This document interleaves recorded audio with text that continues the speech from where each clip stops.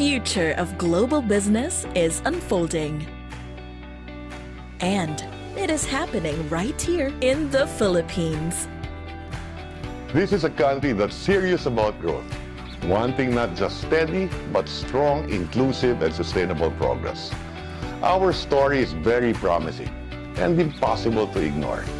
The Philippines is one of the fastest growing economies in Asia Pacific, resilient against the toughest global headwinds. We are projected to be the world's 13th largest consumer market by 2030.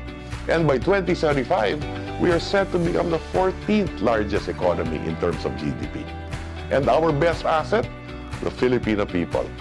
We have a young, dynamic, and fluent English-speaking workforce that employers around the world love to have.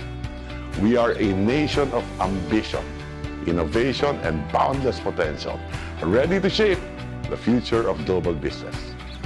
Investing in the Philippines and building the future have never been easier.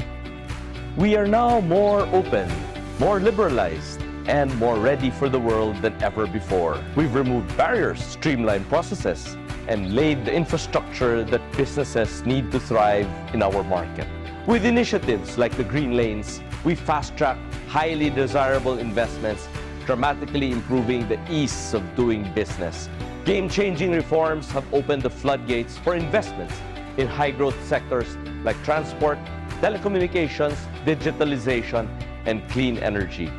We also have the Public-Private Partnership Code, which establishes a stable and predictable environment for PPPs, especially in infrastructure. And of course, the much anticipated Create More Act provides more attractive fiscal and non-fiscal incentives to investors. This will make doing business in the Philippines more transparent, more efficient, and future-ready. As a matter of fact, the Philippines consistently ranks as one of the most attractive developing economies for renewable energy investments, and we are also the fastest growing digital economy in the region. So it's clear that these major global trends are right at home in the Philippines.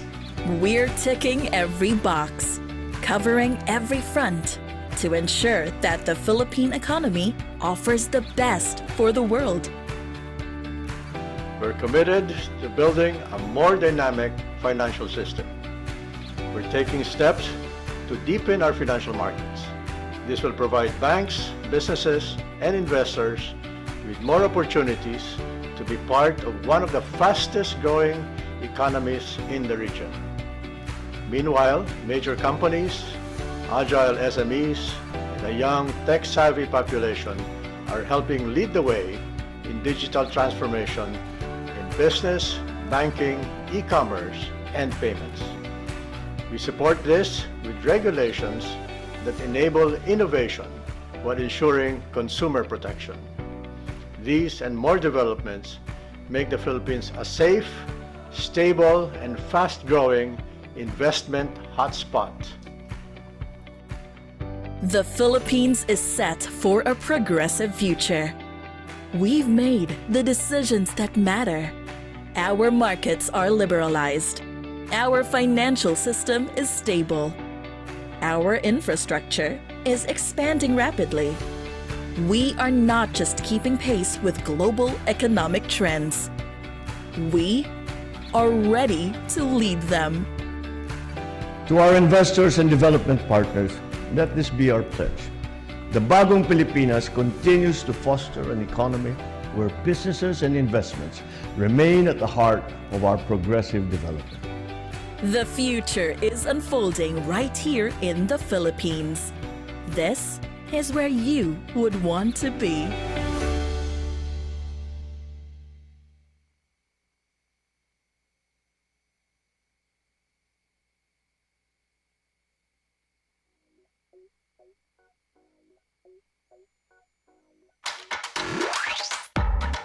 The Philippines, Asia's fastest growing economy, is ready for you. Our business is to make your enterprises grow. Our strategic location makes us an ideal investment destination. Our expanding consumer base and growing middle class make us a formidable market in the region. Our sound economic fundamentals and investment grade rating assure our country's financial stability. Our enabling and game-changing laws and policies on doing business open up a lot of opportunities for global investors. The opportunities from our diversified sectors and excellent trade options, both in the Asia-Pacific and beyond, are attracting more and more of the world's top companies. Together with all these competitive advantages, our people remain our biggest asset. The Filipino workers, English proficient, fast learners, and highly skilled, make us altogether internationally in demand. Our can-do attitude that is innate to us, with our history and a culture of making it happen, sets us apart and makes us the investors' top of mind.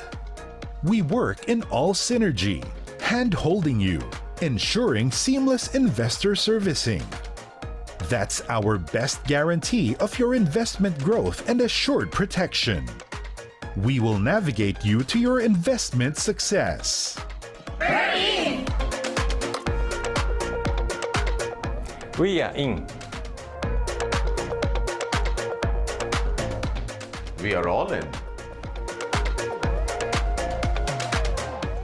We're in. We are all in. Let's make it happen in the Philippines.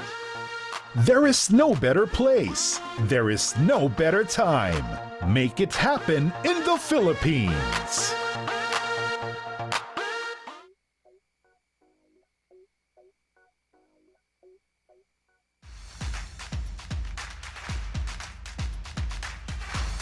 Right time, right place, right people. In Asia Pacific, there's one country that brings it all together: the Philippines. The Philippines is at a promising time. We are among the fastest growing economies in this part of the world. We are welcoming more investments, promoting ease of doing business across the country, passing a new incentives law, the Create More Act, signaling to the world that the Philippines means business, achieving investment-grade credit ratings and affirmations, and getting the seal of approval from the Financial Action Task Force, allowing investors to move capital and earnings with ease. Members of the European Chamber of Commerce are currently very positive about the current environment in the Philippines. A recent survey showed that 85% of the participants have intention to make more investment in the Philippines in both factories and trade.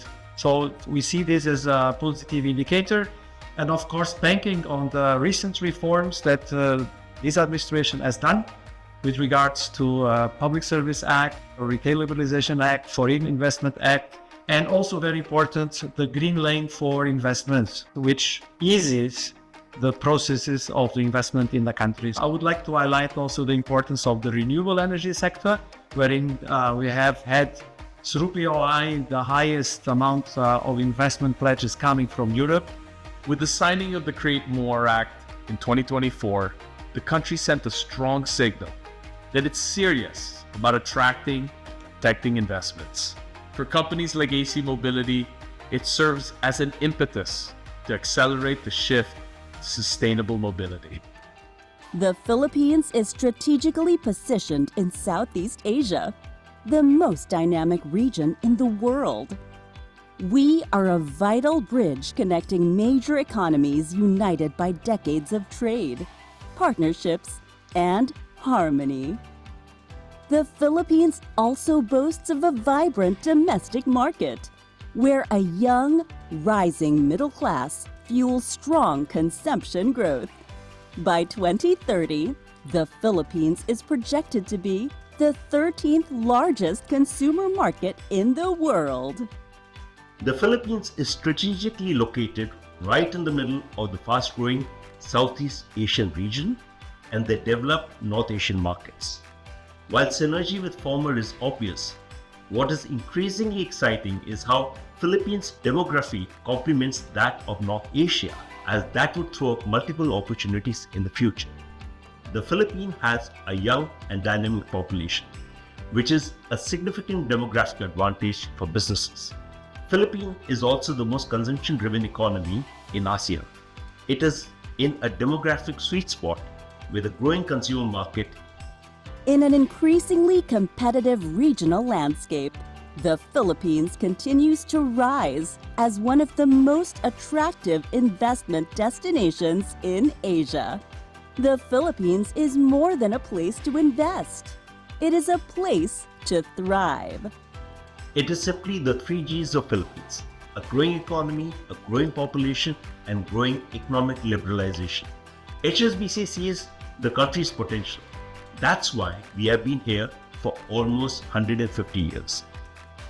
In our more than 100 years of business experience in the Philippines, it is worth emphasizing that Marubeni may not have been able to take root and expand its operations in the Philippines without the assistance of its local workforce, who put in their hard work and perseverance in supporting the operations of Marubeni.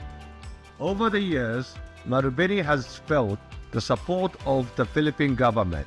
With the government's readiness to listen and act on foreign investor suggestions, we were able to achieve workable results, such as Marubeni's participation in the legislation of the Create More. The Philippines' strongest comparative advantage is its people. With a median age of just 25 years old, the Philippines is home to the youngest, most dynamic, and highly skilled workforce, not just in ASEAN, but in the world. This makes the Philippines the best long-term bet for business success. JP Morgan Chase began its operations in the Philippines in 1961. Since then, we've expanded into a full-service banking franchise and grown our shared service operations to one of the largest in the country. Tapping into the rich pool of local talent through the decades, we've not only strengthened our global operational capabilities, but recognized too that we've contributed to the broader economic development of the country. Truly, the Filipino workforce is resourceful and innovative, is adaptive and resilient. These very attributes are what have made our global organization successful through the years. The Philippines is also witnessing a new generation of leaders, dynamic, innovative, and ready to drive the country forward. These young leaders bring fresh ideas and bold strategies to the table, further enhancing the nation's competitiveness and attractiveness as an investment destination. As part of a new generation of leaders, I see my role as both a steward of what has been built, but also as a catalyst for what's next. For me, it's really about preparing our organization and the broader business community for a future that's increasingly digital, fast-moving, and interconnected. Young Filipino leaders are purpose-driven, they're passionate, and they want to make a difference and adapt in bridging between the efficiency that technology has to bring, but also bringing in the human connection that people still want. Our role is to help reframe competitiveness, not just in terms of profit, but in terms of resilience, adaptability, and social relevance. That means pushing for more agile governance, embedding sustainability at the core of strategy, and building ecosystems where Filipinos don't just catch up, but they lead. With a young, tech-savvy population and growing private sector participation, the Philippines is ready to scale fast. At Union Bank, we've seen firsthand how digital transformation can unlock scale, efficiency, and customer loyalty. Embracing innovation offers the country an opportunity to unlock and accelerate its growth potential.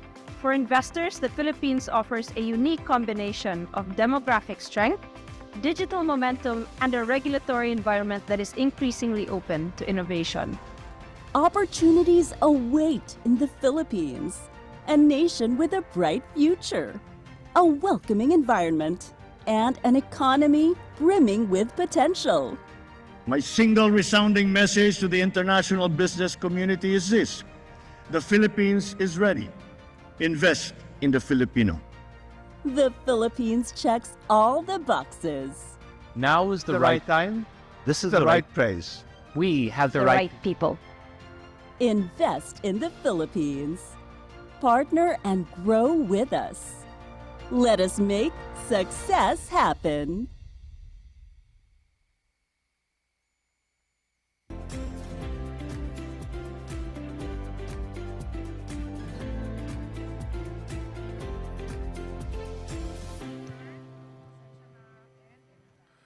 Good morning, ladies and gentlemen. Here are a few reminders before the program starts.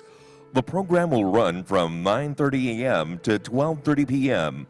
Kindly switch your mobile phones to silent mode to avoid program interruption. You may download today's presentations through the Bangko Sentral ng Pilipinas Investor Relations Group webpage. Just scan the QR code provided at the back of the program. We would be glad to hear your thoughts on the event. We kindly request everyone to access the feedback form through the QR code at the back of the program and at your ID badge. You may also share that this economic briefing will be live streamed via the Bangko Sentral ng Pilipinas Facebook page. Thank you.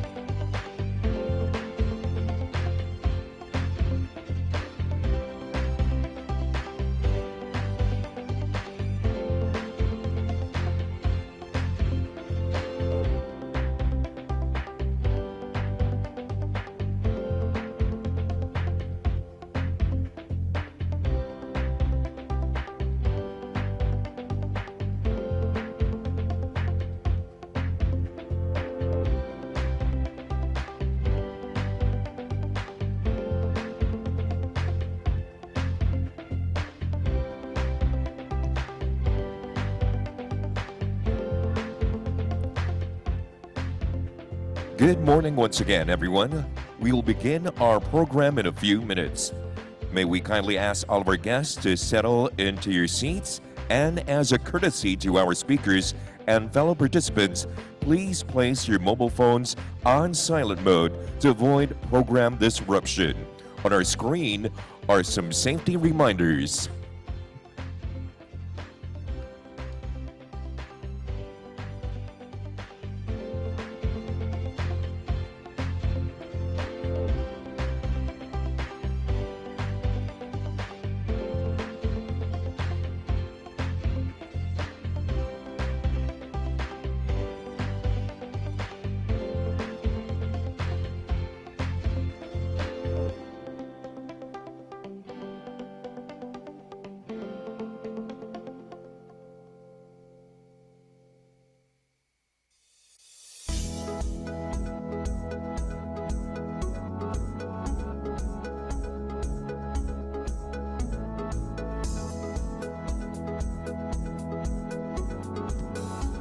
In line with our safety protocols, please be advised that a medical team is on standby throughout the event.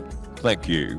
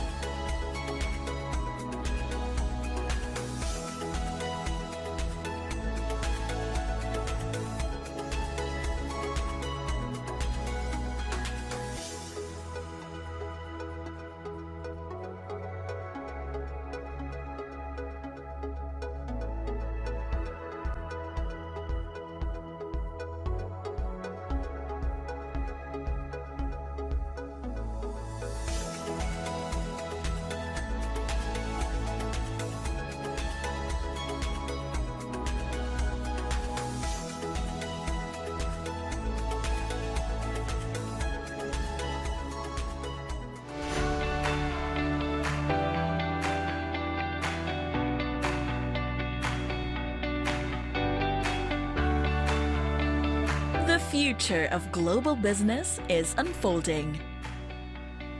And it is happening right here in the Philippines. This is a country that's serious about growth, wanting not just steady, but strong, inclusive, and sustainable progress. Our story is very promising and impossible to ignore. The Philippines is one of the fastest growing economies in Asia Pacific, resilient against the toughest global headwinds. We are projected to be the world's 13th largest consumer market by 2030. And by 2075, we are set to become the 14th largest economy in terms of GDP. And our best asset? The Filipino people. We have a young, dynamic, and fluent English-speaking workforce that employers around the world love to have. We are a nation of ambition, innovation, and boundless potential, ready to shape the future of global business. Investing in the Philippines and building the future have never been easier. We are now more open, more liberalized, and more ready for the world than ever before. We've removed barriers, streamlined processes, and laid the infrastructure that businesses need to thrive in our market. With initiatives like the Green Lanes, we fast-tracked highly desirable investments, dramatically improving the ease of doing business. Game-changing reforms have opened the floodgates for investments in high-growth sectors like transport, telecommunications, digitalization, and clean energy. We also have the Public-Private Partnership Code, which establishes a stable and predictable environment for PPPs, especially in infrastructure. And of course, the much-anticipated Create More Act provides more attractive fiscal and non-fiscal incentives to investors. This will make doing business in the Philippines more transparent, more efficient, and future-ready. As a matter of fact, the Philippines consistently ranks as one of the most attractive developing economies for renewable energy investments. And we are also the fastest growing digital economy in the region. So it's clear that these major global trends are right at home in the Philippines. We're ticking every box, covering every front to ensure that the Philippine economy offers the best for the world. We're committed to building a more dynamic financial system. We're taking steps to deepen our financial markets. This will provide banks, businesses, and investors with more opportunities to be part of one of the fastest growing economies in the region. Meanwhile, major companies, agile SMEs, and a young tech-savvy population are helping lead the way in digital transformation in business, banking, e-commerce, and payments. We support this with regulations that enable innovation while ensuring consumer protection. These and more developments make the Philippines a safe, stable, and fast-growing investment hotspot. The Philippines is set for a progressive future. We've made the decisions that matter. Our markets are liberalized. Our financial system is stable. Our infrastructure is expanding rapidly. We are not just keeping pace with global economic trends. We are ready to lead them. To our investors and development partners, let this be our pledge. The Bagong Pilipinas continues to foster an economy where businesses and investments remain at the heart of our progressive development. The future is unfolding right here in the Philippines. This is where you would want to be.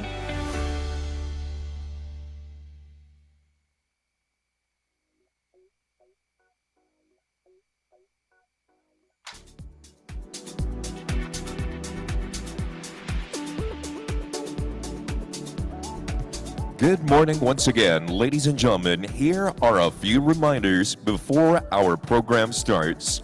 The program will run from 9:30 a.m. to 12:30 p.m. Kindly switch your mobile phones to silent mode to avoid program interruption. You may download today's presentations through the Bangko Sentral ng Pilipinas Investor Relations Group webpage. Just scan the QR code provided at the back of the program. We would be glad to hear your thoughts on the event. We kindly request everyone to access the feedback form through the QR code on our LED screen. You may also share that this economic briefing will be live streamed by the Bangko Sentral ng Pilipinas Facebook page. Kindly settle down, for a program will begin momentarily. Thank you.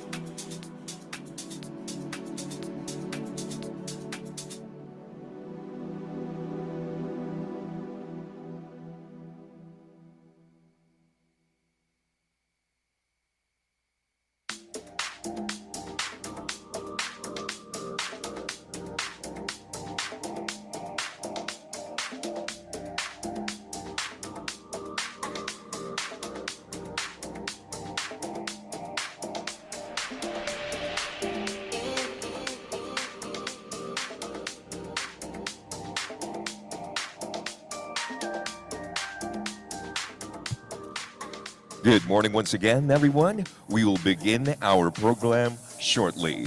May we kindly ask all of our guests to settle into your seats, and as a courtesy to our speakers and fellow participants, please place your mobile phones on silent mode to avoid program disruption. Thank you.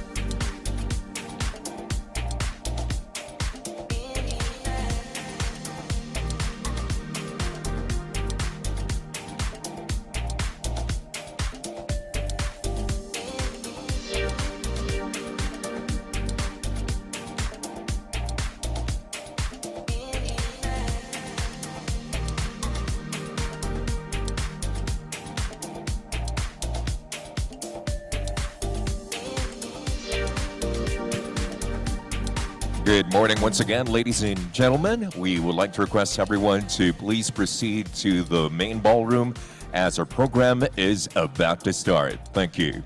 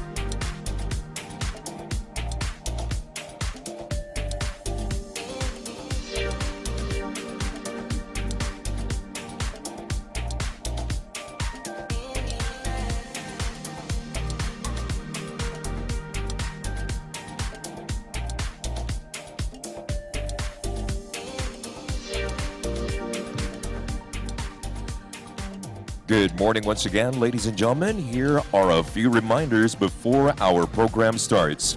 The program will run until 12:30 p.m.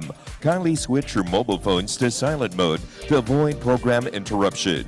You may download today's presentations through the Bangko Sentral ng Pilipinas Investor Relations Group webpage. Just scan the QR code provided at the back of the program. We would be glad to hear your thoughts on the event. We kindly request everyone to access the feedback form through the QR code on our LED screen. You may also share that this economic briefing will be live streamed via the Bangko Sentral ng Pilipinas Facebook page. Kindly settle down, for a program will begin shortly. Thank you.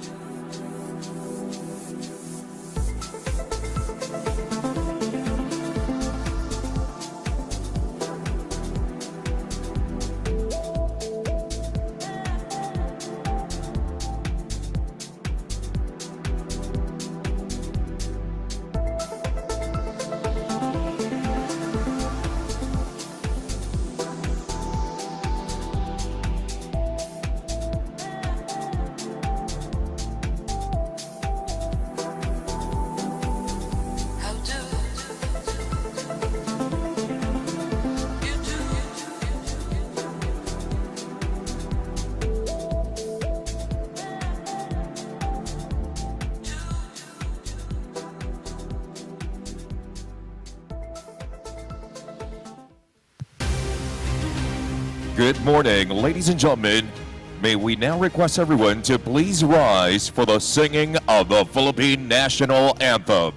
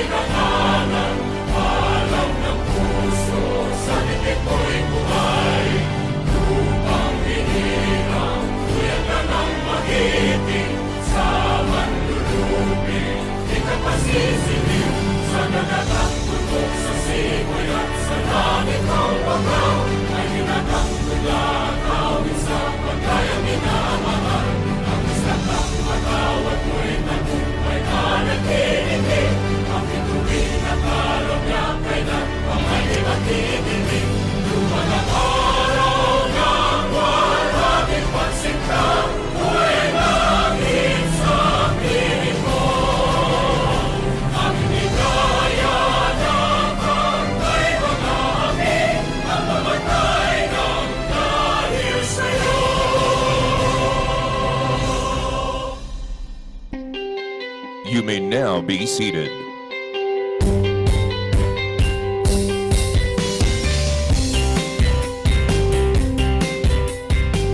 Welcome to the Philippine Economic Briefing here at the Grand Ballroom Hilton Clark Sun Valley Resort.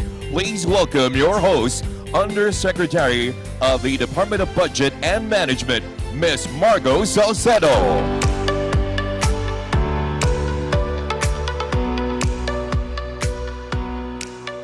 Good morning, everyone, and welcome to the Philippine Economic Briefing in Clark. I see that we have a full house today. We are packed in spite of the typhoon notifications, and thanks to your energy and your determination to be here today, the typhoon is now exiting the Philippine area of responsibility. So we have a full lineup ahead.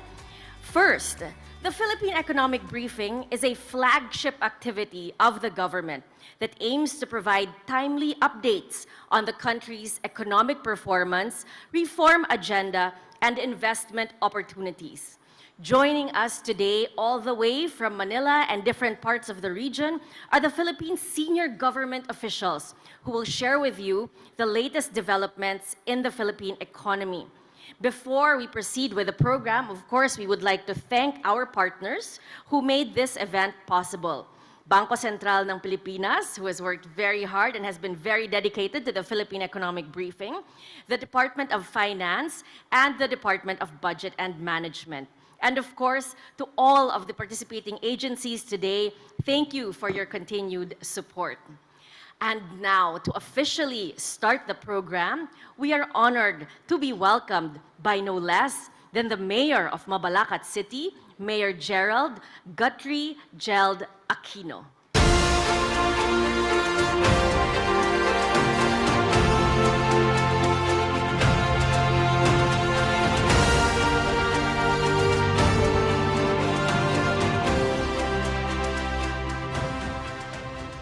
A pleasant morning to each and everyone, to all the stakeholders today. It comes with pride and honor to represent our beloved Governor, Honorable Governor Nanay Lilia Pineda, on today's Philippine Economic Briefing. As much as she wanted to come, she has a number of equally important engagement that she has to attend to. But our Governor Nanay Lilia Pineda and Vice Governor Dennis Delta Pineda sends their regards to everyone po. So, okay, for the information of everyone, majority of Clark, or more than 90% of Clark, is within the territorial jurisdiction of Mabalacat City. And as we all know, Clark is one of the country's most dynamic areas of dynamic growth area po, no? And our President, CDC President, Attorney Agnes de Vanadera, she is well aware of that, and she could explain it to everyone later. And it is a place, a hub for innovation, and of course, connectivity and sustainable development. As the Mayor of Mabalacat City, we are in full support po to the mission, vision, and programs of this briefing, wherein definitely it will lead to a more inclusive economy for every Filipino. So I'm here and I'm tasked to read the message of our beloved governor today on today's event. The welcome remarks of Governor Nanay Lilia Pineda, Domestic Philippine Economic Briefing. Magandang umaga po sa ating lahat. On behalf of the people of Pampanga, it is my pleasure to welcome you all to Clark for this year's Domestic Philippine Economic Briefing. I extend my gratitude to the Department of Finance, led by Secretary Ralph Recto, and to the Bangko Sentral ng Pilipinas for bringing this important gathering to our province. Your presence here today, together with our partners from government, business, and civil society, shows our shared commitment to strengthening our economy and improving the lives of our people. The theme, Building Better, Delivering More, is very timely. It reminds us that growth must not be limited to Metro Manila, but should reach every region, every province, and every Filipino family. Here in Pampanga, we have seen how infrastructure, agriculture, industry, and human capital can drive development when supported by sound policies and strong partnerships. Clark, in particular, is a symbol of progress, not only for Pampanga, but for the entire Central Luzon. With the right strategies, it can continue to serve as a hub for investments, jobs, and opportunities. But more than statistics, what matters most is that benefits of growth are felt by ordinary people, the workers, the farmers, the small business owners, and the youth. That is why today's dialogue is important to ensure that economic policies are inclusive, responsive, and truly beneficial to the grassroots. As your governor, Governor Lilia Pineda, I assure you that Pampanga will continue to be a strong partner of national government in pursuing programs that bring real change and lasting progress to our communities. Once again, welcome to Pampanga, and may today's discussions bring us closer to our shared vision of a stronger, more inclusive, and more resilient Philippine economy. Maraming salamat po at mabuhay po tayong lahat.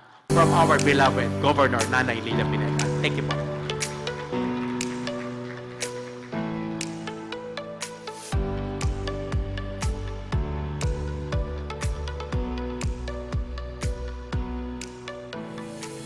Thank you so much. Of course, please extend our gratitude po to Governor Nanay Lilia Pineda, and thank you so much, Mayor Aquino, and also to CDC President Agnes de Vanadera, our former Solgen. Thank you so much for welcoming all of us, the Philippine Economic Briefing, to Clark. We are so grateful.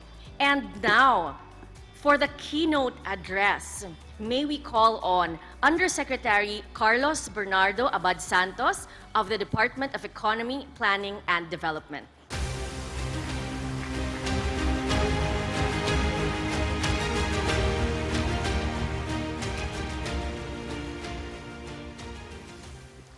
Governor Lilia Pineda, represented by Mabalacat Mayor Gerald Guthrie Aquino, CDC President and CEO Attorney Agnes de Vanadera, BCDA President and CEO Joshua Bingkang,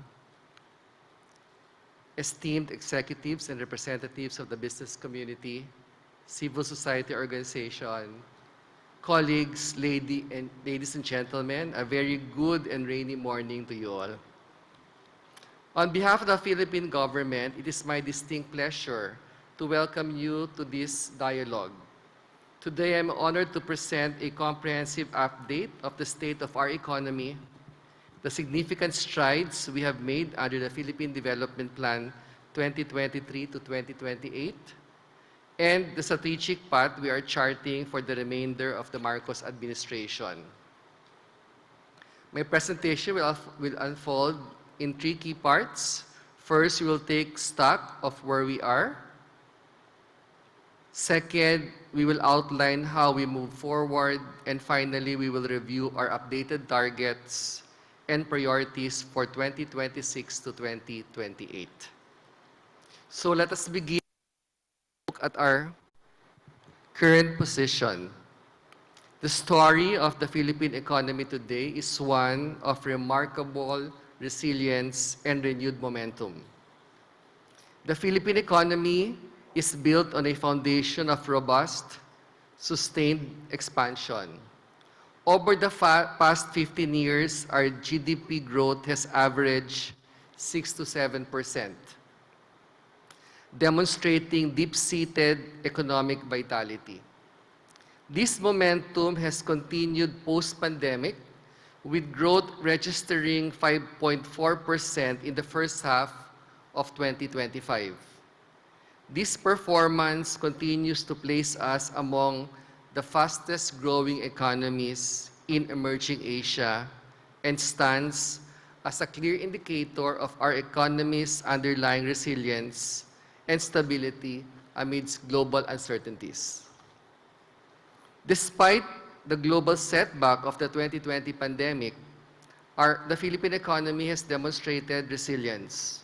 Over the past 15 years, our economy has nearly doubled in size, consistently outpacing the growth of many regional peers and solidifying our position as a leading economy in Southeast Asia.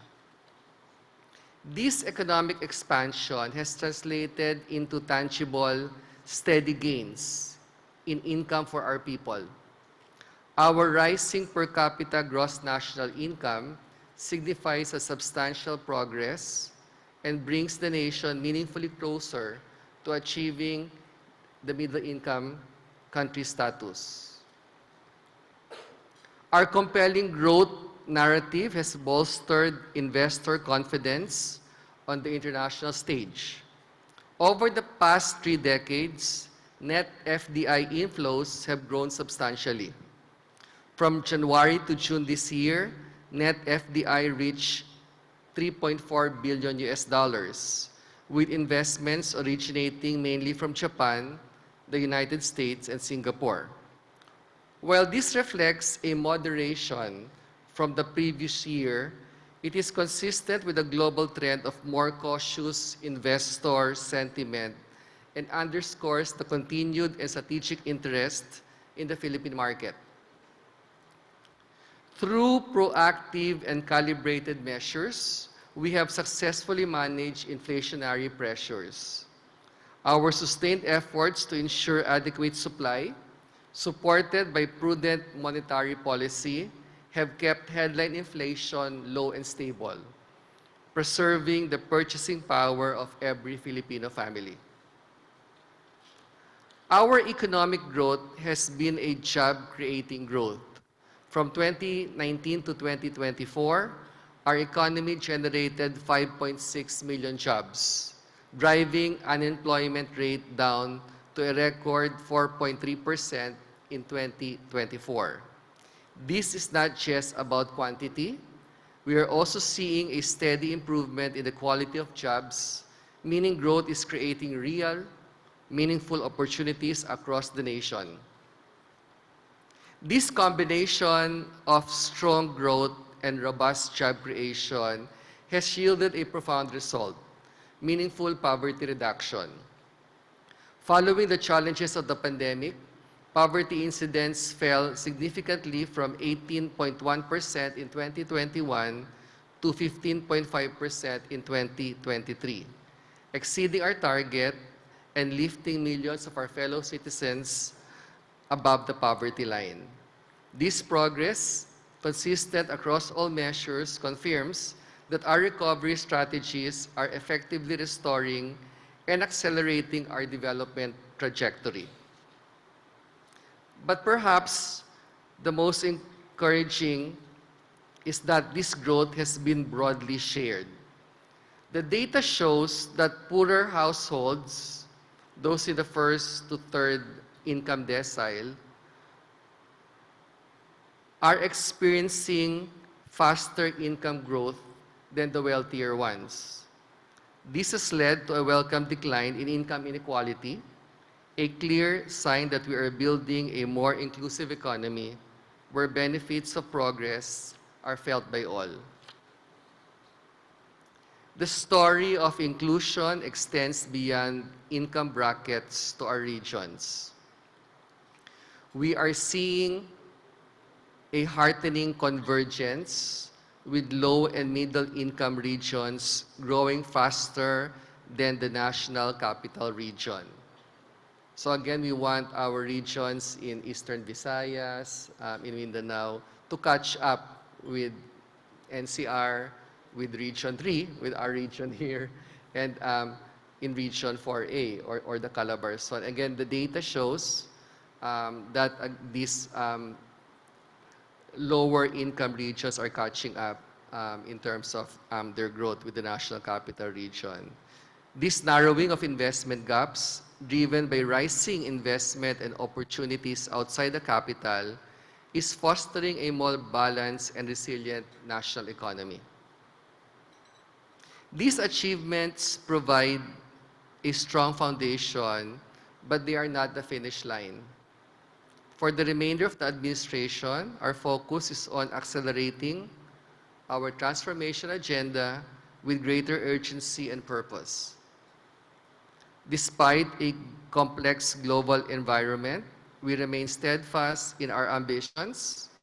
We have strategically refined our key targets to ensure that they remain realistic yet are ambitious. We are targeting GDP growth of 6 to 7% for 2026 to 2028. We remain firmly committed to achieving upper middle income status within the planned period. We are committed to fiscal consolidation with debt to GDP ratio projected to decline to a range of 58 to 61%, and the deficit to GDP ratio to 4.3%.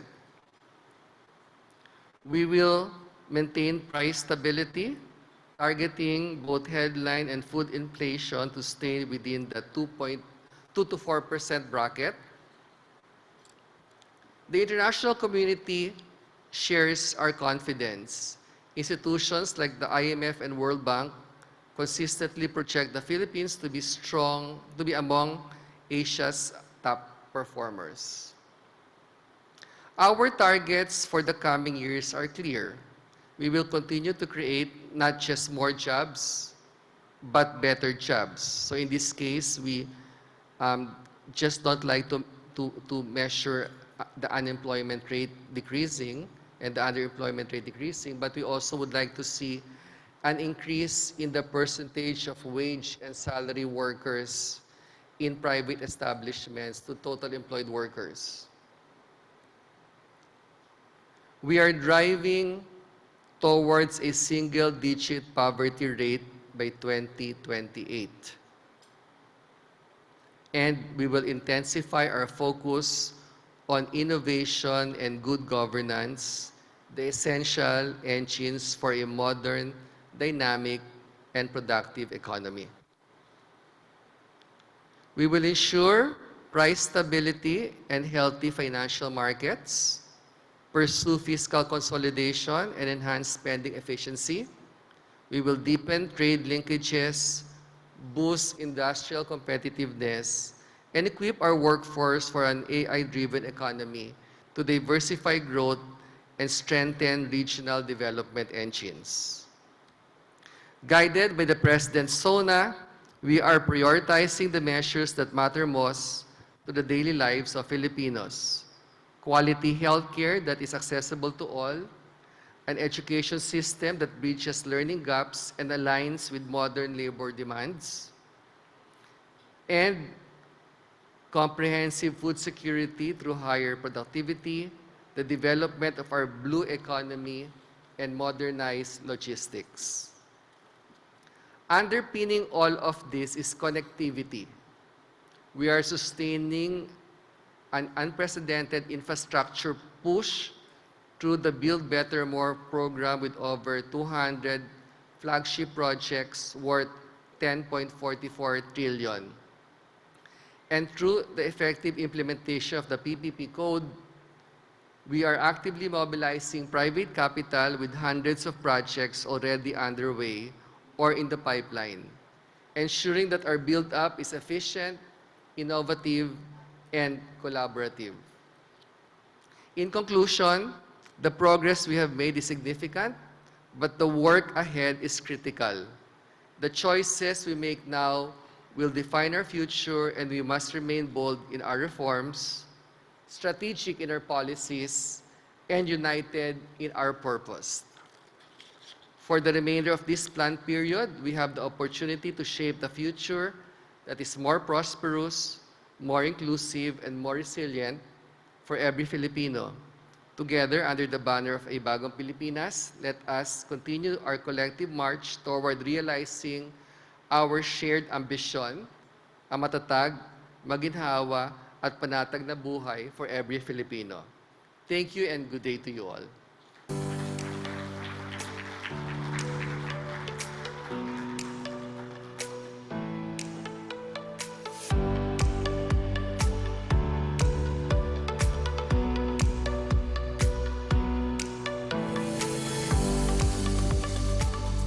Thank you so much, Yusek Kaloy Abad Santos of DepDev.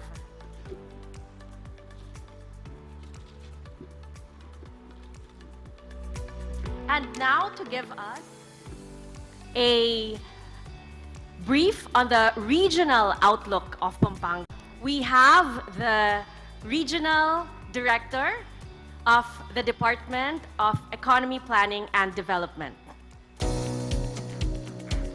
Let us all welcome RD Nerissa Esguerra.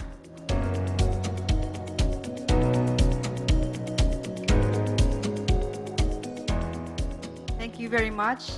Good morning, everyone. I hope everyone is safe at salamat. Paalis na rin yung typhoon. Thank you for this opportunity to share with you the pace of progress in Central Luzon, not just Pampanga, as well as the challenges we need to meet to unlock the full potentials of the region. So the presentation consists of 3 parts, as shown. First is on key macroeconomic indicators. So based on the 2024 Gross Regional Domestic Product or GRDP report of the Philippine Statistics Authority, Central Luzon maintained its rank as the 3rd largest economy in the country with 11.1% share, following the National Capital Region and Calabar Zone. Central Luzon's economic performance from 2018 to 2024 reflects a strong recovery and sustained growth. After a sharp 13.9% contraction in 2020 due to the pandemic, the region rebounded with its highest post-pandemic growth of 8.1% in 2022. By 2024, GRDP reached 2.47 trillion, its highest level yet. Growth was 6.5%, which surpasses the 5.7% national average. This highlights the region's resilience and its growing role in driving national output. Both industry and services posted robust growth, highlighting the region's strong industrial base and expanding services sector. Industry's 7.3% growth was driven by construction and manufacturing, as shown in the chart. Services continued to be the largest contributor to the region's economy, sustaining a 7.4% growth, which is primarily led by trade, finance, and business services. However, Central Luzon's agriculture, forestry, and fishing sector contracted by 0.3%. Crop and fishery production declined because of typhoons, El Niño, and other disruptions. Despite this, the region remained the country's top food producer, contributing 14% to the national agricultural output. With regard to the region's labor market, Central Luzon continues to demonstrate stability and resilience despite an emerging challenge in underemployment. Next slide, please. Based on the 2023 and 2024 Labor Force Survey from PSA, labor force participation held steady at 62.4%. The region's employment rate increased from 95.8% in 2023 to 96.54% in 2024.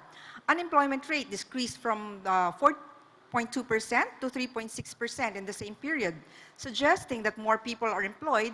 While more people are employed, some may still be seeking alternative job matches or additional income. Meanwhile, headline inflation in Central Luzon eased to 1.1% in August 2025. And as you can see in the graph, the region's inflation pattern shows a continuing downward trend from a peak of 5.1% in July 2024. The headline inflation rate is below the BSP's forecast and government's target range of 2 to 4% and slightly lower than the national inflation rate of 1.5%. The deceleration is primarily attributed to slower price increases in food, transport, housing, utilities, gas, and other fuels. And in terms of investment, for the first semester of 2025, Central Luzon emerged as the third most favored investment destination in the country, capturing 11% of the country's total local and foreign investment pledges. Among the 4 key investment promotion agencies in the region, Clark Development Corporation captured the biggest investment share. Large investments at Clark Freeport Zone, and here we are in Clark. Large investments at Clark Freeport Zone were recorded for tourism, ICT, industrial, commercial, and services industries. Meanwhile, the bulk of other committed investments in the region came from IPAs, including Basis Conversion and Development Authority, Board of Investments, PEZA, and Tourism Infrastructure and Enterprise Zone Authority. So those are some of the indicators of the region's development for the first half of the implementation of our development plan. But what can we expect in the next few years? As mentioned earlier, multilateral institutions such as the IMF and World Bank consistently project the Philippines to remain as one of the fastest growing economies in the East Asia and Pacific this year, and Central Luzon is expected to remain among the top contributors to growth. We have seen how Central Luzon has made significant strides in meeting its development goals. As seen in this slide, for 2024, we have met 3 of 4 targets. We fell short of our target for food inflation, but this year, the average food inflation for January to August is already within target at 2.1%. Still, we are aware of the risks and challenges that lie ahead. We are now updating our development plan and will be revisiting our targets for the remaining years of plan implementation. Our development framework remains geared toward our long-term vision and has a transformation agenda for the economy or the production sectors, which are in green, for people and communities, which are in red, so that they can contribute and benefit from growth, as well as for institutions and for the environment, which are the blue parts of the framework.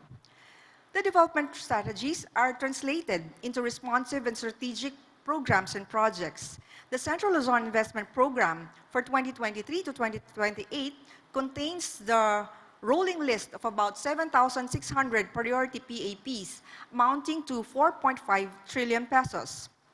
Through the RDC, or the Regional Development Council and DepDev, we are shepherding the planning, investment programming, budgeting, and monitoring and evaluation to drive inclusive growth and uplift the quality of life of people.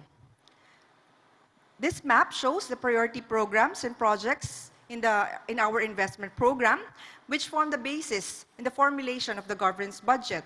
The different line colors corresponds to the programs and projects intended for transportation and connectivity. Next would be the strategic capital projects in the regions, both ongoing and in the pipeline, which form part of the infrastructure flagship program. And as gleaned from the framework shown earlier, our development plan is comprehensive and holistic. But having said that, allow me to highlight the few strategies that I invite you to pay closer attention to so we can unlock the growth potentials of Central Luzon. These form part of our economic transformation agenda. Central Luzon stands as a formidable engine of the Philippine economy. But what is holding us back? First, we have heard that it's way too expensive to do business because of the high cost of logistics, power, and internet. Second, navigating all the regulations can be burdensome and confusing, compounded by weak implementation capacity at the local government level. This creates project delays, elevates investment risk, and deters entrepreneurship. Third, as indicated by high underemployment rates, there's a huge gap between the skills that people actually have and the jobs that are available. The skills gap forces firms to hire overqualified individuals for lower skilled roles, a practice that suppresses wages, dampens productivity, and ultimately constrains the region's ability to transition to a higher value activities. So how do we address these? A priority should be to address that human capital mismatch by developing top-notch talent and upgrading technology, which will allow the region to climb up the value chain. The strategy must shift from generic calls for collaboration to the establishment of a formal, high-level, and demand-driven compact between the region's major industry locators, particularly those in the economic hubs of Clark and Subic, and its network of tech-voc institutions and state universities and colleges. This approach moves beyond simply producing graduates to engineering a talent pipeline precisely tooled for the needs of the modern economy. This can consist of industry-led micro-credentialing and certification, apprenticeships, internships, and OJT. Having high-quality workforce can attract high-value, knowledge-based industries. Perhaps our skilled Filipino overseas will also be encouraged to return to the country as well if we have this. But then we can hardly attract investors if the cost of doing business is too high because of the high cost of logistics, energy, and internet. Inefficient and costly logistics chains are the major impediment to Central Luzon's vision of becoming a global gateway. The solution lies in the creation of a modern, high-capacity logistics backbone, and this is the North-South Commuter Railway. This 147-kilometer, 873.6 billion project is the country's most expensive railway venture, designed to connect Clark, Pampanga to Calamba, Laguna across 36 stations. It will effectively integrate Central Luzon's economic zones with Metro Manila and the Calabar Zone Industrial Corridor, creating seamless corridors for both goods and passengers. And to drive down the cost of energy, we aim to increase supply, particularly of renewable energy. The National Renewable Energy Program and recent policy reforms have set ambitious targets for renewable energy to constitute 35% of the country's energy mix by 2030 and over 50% by 2040. The critical accelerator for this strategy, Executive Order Number 18, which established green lanes to streamline and fast-track the permitting process for strategic investments.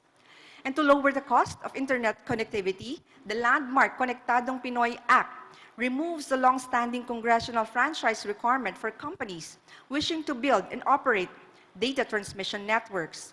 This policy shift dramatically lowers the barriers to market entry. Central Luzon's geography, with its extensive coastlines and major river systems, makes it highly vulnerable to the impacts of climate change, particularly severe flooding that threatens lives, damages critical infrastructure, and disrupts agricultural production. Effective flood control is therefore not merely a defensive measure, but an offensive economic strategy. The regional vision is to be a vibrant agri-industrial heartland and global gateway. And to transform this vision into reality, we need to unlock economies of scale at the production level by getting smaller farmers organized or through farm consolidation. Likewise, growth, along with human capital development, will be further boosted if small and micro enterprises will be connected to larger firms, including multinational companies, which will allow for knowledge and technology transfer. We also need to forge a direct, efficient supply chain connecting modernized farms to the high-value food manufacturing industry. And this is what the 8.5 billion peso National Food Hub in Clark is for, and is due to be bid out next year. A foundational constraint on Central Luzon's development is government's weak implementation capacity, especially at the local level. This manifests as a chronic gap between planning and execution. To bridge this implementation gap, a dedicated regional program focused on enhancing public financial management, procurement, and project implementation skills for LGU officials is needed. This is because even LGUs can and should support regional-level projects. DepDev's new mandate is also about national-local collaboration, and we hope to be able to beef up our own resources for this. This capacity development program should be directly integrated with the rollout of the Central Luzon Investment Program. Even with our limited resources currently, we have been providing hands-on technical assistance and monitoring to ensure that public funds are spent efficiently and that projects are completed on time and on budget, thereby transforming plans into tangible outcomes. Finally, with limited fiscal space, we are counting on the private sector to drive economic growth and help government deliver public goods and services efficiently. By pursuing the economic transformation agenda, Central Luzon can create a powerful, self-sustaining cycle of development. It can transform its vision of becoming a vibrant, agri-industrial heartland and global gateway from a slogan in a development plan into a tangible economic reality. Importantly, the successful execution of this plan will lead us closer to our collective aspiration of a matatag, maginhawa at panatag na buhay para sa lahat. And with that, we invite you to partner with us in implementing our development plan. Pagtulungan po natin ipatupad para sa sama-samang pag-unlad. Maraming salamat po at magandang umaga.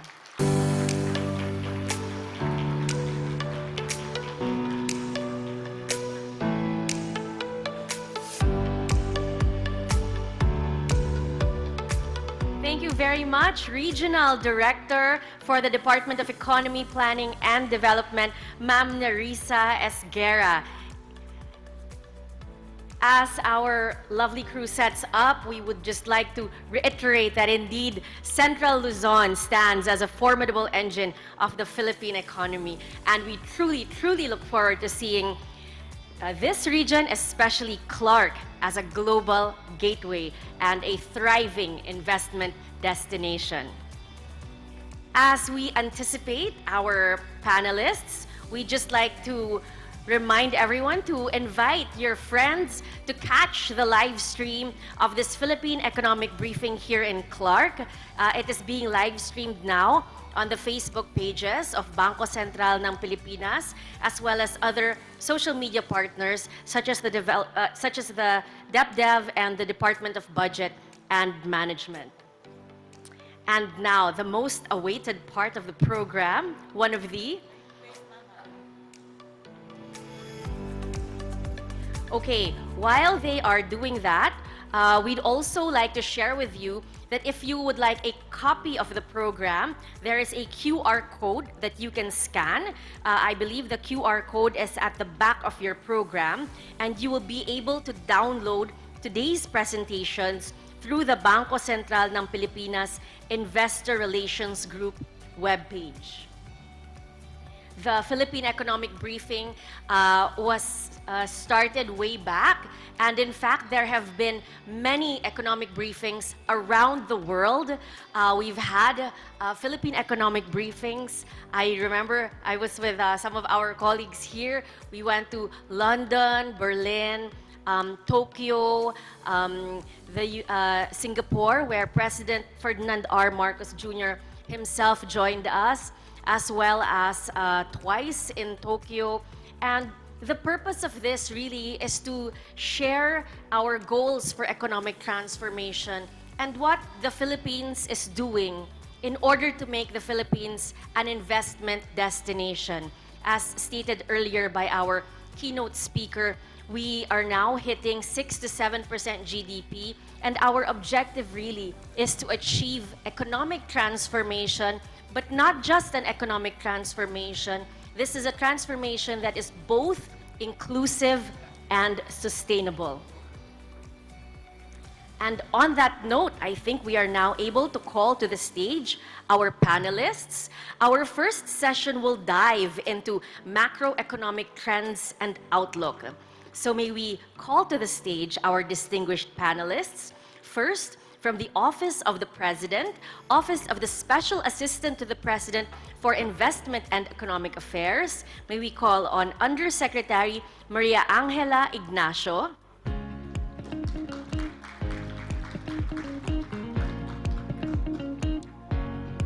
May we also call back to the stage DepDev USEC Carlos Abad Santos.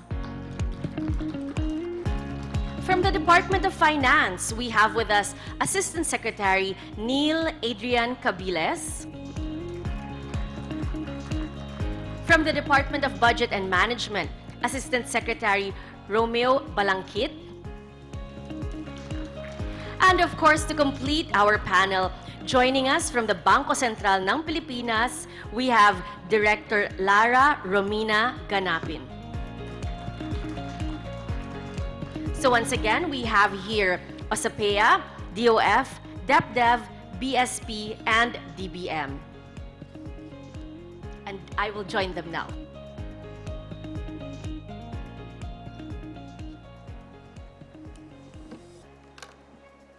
So good morning once again. Iba palang tunog ng handheld mic. Okay. So, of course, let's start from the Office of the President. So our first question will be, ladies first kasi. Our first question will be for Yusek Maria Angela Ignacio from the Office of the Special Assistant to the President for Investment and Economic Affairs. Ma'am, what is the latest on recent trade talks with the U.S., especially regarding the 19% tariff? And as we anticipate the Philippines hosting of ASEAN this coming 2026, how might this affect our competitiveness compared to our ASEAN peers? Thank you, Yusek Margo, and good morning first to everyone. I'll start with the updates on the tariff negotiations. First update is that last August 29, the U.S. Appeals Court declared that most of the tariffs that were implemented by President Trump under the International Emergency Economic Powers Act, or the IEEPA, were actually illegal. Though this ruling will not take effect until October 14, we see this as a positive development. But of course, we still have to wait for the final decision of the Supreme Court on this. For the 19% tariff, we continue to negotiate this with the U.S. We're bound by non-disclosure agreements, so we can't really talk about the details of the discussion, but know that we are working towards an optimal and mutually beneficial agreement. On the next part of the question, which is our competitiveness with our ASEAN neighbors, if you look at it, 19% actually puts us in the low regime. That's together with Indonesia, Cambodia, Malaysia, and Thailand. Only Singapore has a tariff rate lower than us, which is 10%. They were given a preferential rate of 10%, but that's because of the trade deficit that they have and an existing free trade agreement with the U.S. Vietnam has two tariff rates, 20% for their direct exports and a much higher 40% for transshipped goods. On the high regime, you have Myanmar and Laos with both were assessed 40% tariff rate. So if you look at it, this puts us broadly on equal footing with our ASEAN neighbors. However, we think we should look at these tariff rates against the costs of the concessions that were given up. And we note that while most of our neighbors gave full market to the U.S., the Philippines did not. We actually chose to continue protecting our sensitive and very important industries, particularly agriculture. But having said that, government recognizes the very challenging environment that we have now. So we're actively engaging with our stakeholders. We're working with industries that have been affected to see how we can support them through this transition period. Things that we're looking at are expanding alternative export markets like the EU, the Middle East, and Australia. And we're also working to expand our free trade agreements network. You have the CEPA with UAE and also the FTAs with EU and Chile.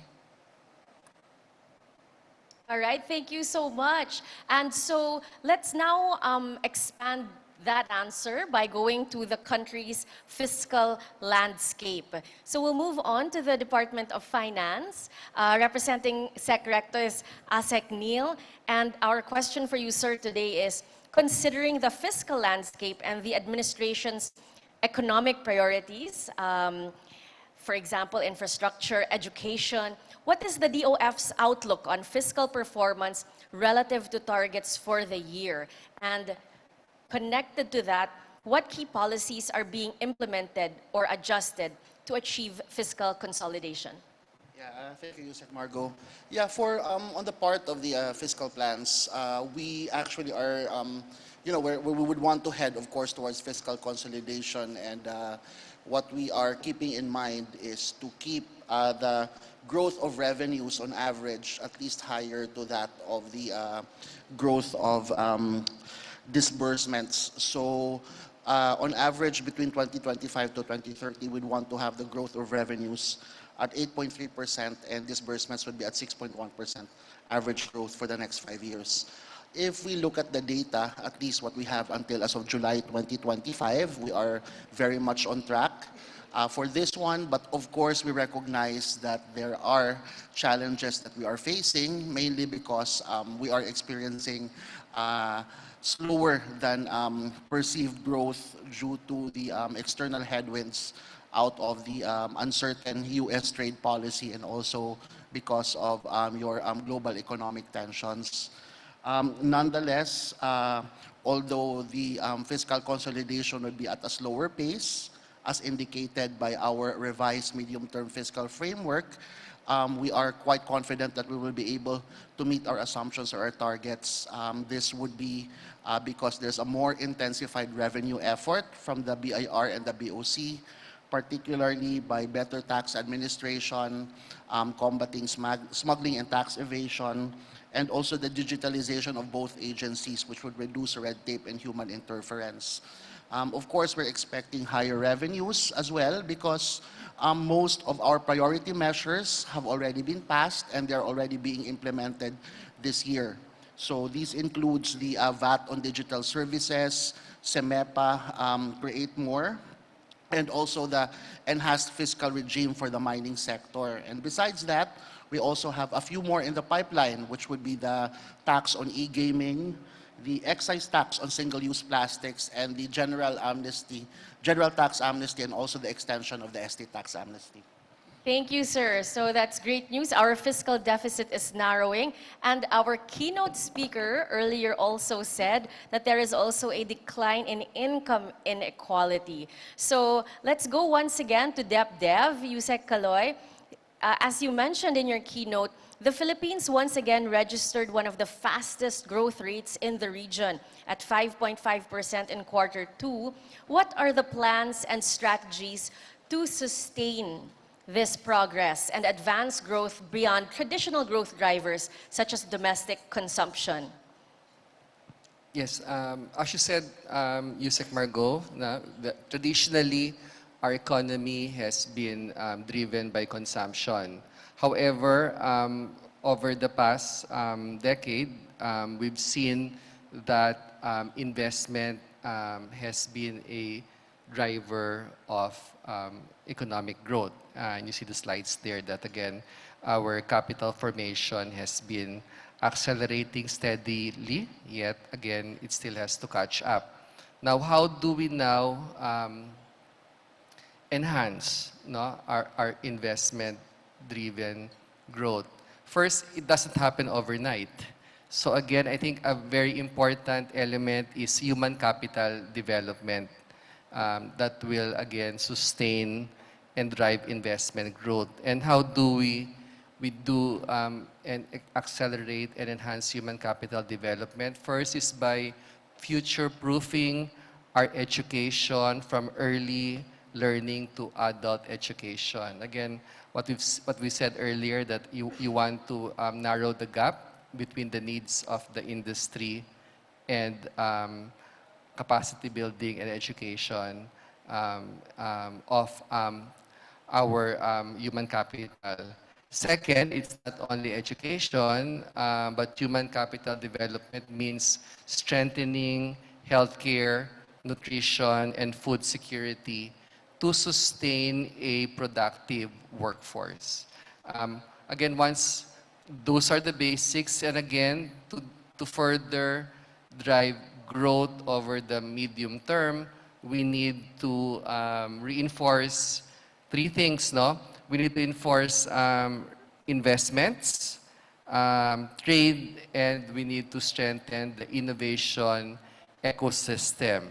So how do we do that? We want to upgrade infra that will improve connectivity and lower the cost of doing business. And I reported this in my presentation, and Regional Director Esguerra has also mentioned the initiatives that we are doing for Central Luzon. Second is we need to diversify our trade agreements, especially now that we're in a flux with a lot of issues. With trade, we have to look for other markets, no, for our trades, and support the export sectors. And finally, for innovation, we need to support the adoption of technology in our priority subsectors. Okay, thank you very much, sir. And just to note, since you mentioned future-proofing and for our human development, for the first time, the country is achieving 4% of GDP investing in education. And on that note, we'd like to go to the Department of Budget and Management, ASEC Romy Balangkit. Everybody knows that the new Government Procurement Act was just passed recently. How is this law going to support all of these efforts to achieving economic growth? Yeah, thank you very much, Yusek Margo, and good morning to our partners from the business sector and from the civil society. Thank you very much for asking about NGPA, the new Government Procurement Act, because we in the government really believe that this is a very crucial anti-corruption tool that we have put in place in this administration. You see, every year, given our national budget, 1/3 of our budget is being used through procurement. So it's really a very important activity of the government that we have to ensure, apart from the fact that this is done very smoothly, so that services and programs are implemented well, that we have to also ensure that there are no irregularities, no? Because I think this is a segment of the activity of the government where it's really very vulnerable. And that's why through this NGPA, we really try to go digital. We try to modernize our 2-decade-old system. I think it's just about time to drop the old ways, no, and really upgrade our systems. So here I could report to you that we have already included our e-marketplace, wherein government agencies now would be able to buy staplers and bond papers online, like buying in a Lazada or Shopee. So they can just add to cart, that system, and they can be assured that all the suppliers there are legit, no? And they have already been accredited by PhilJEPs. Another one is the open contracting. I think this is really very important given the recent development, no? That because in this open contracting, we will be really requiring the private participants to have that full disclosure of their contracts and data, particularly this thing of beneficial ownership. No, I don't know if you have been following the news in the recent days. No, even the possibility of appearing in a bidding wherein yes, there are 9 bidders, but they all belong to just one owner. No, so this would not anymore happen under the new the NGPA, because this will be put on an online platform, and it's very easy now to pin down, no, those anti-competitive practices that being done by some private partners here in procurements. Also, we will be launching the government procurement card. No, I think this will also reduce red tape, and then also to really streamline the process of procuring things. Many of these, because you have already done it before, so there's no need to put more signatures, no? So it's like buying it easily to those agents that you know who are already be able to provide you good services and quality goods.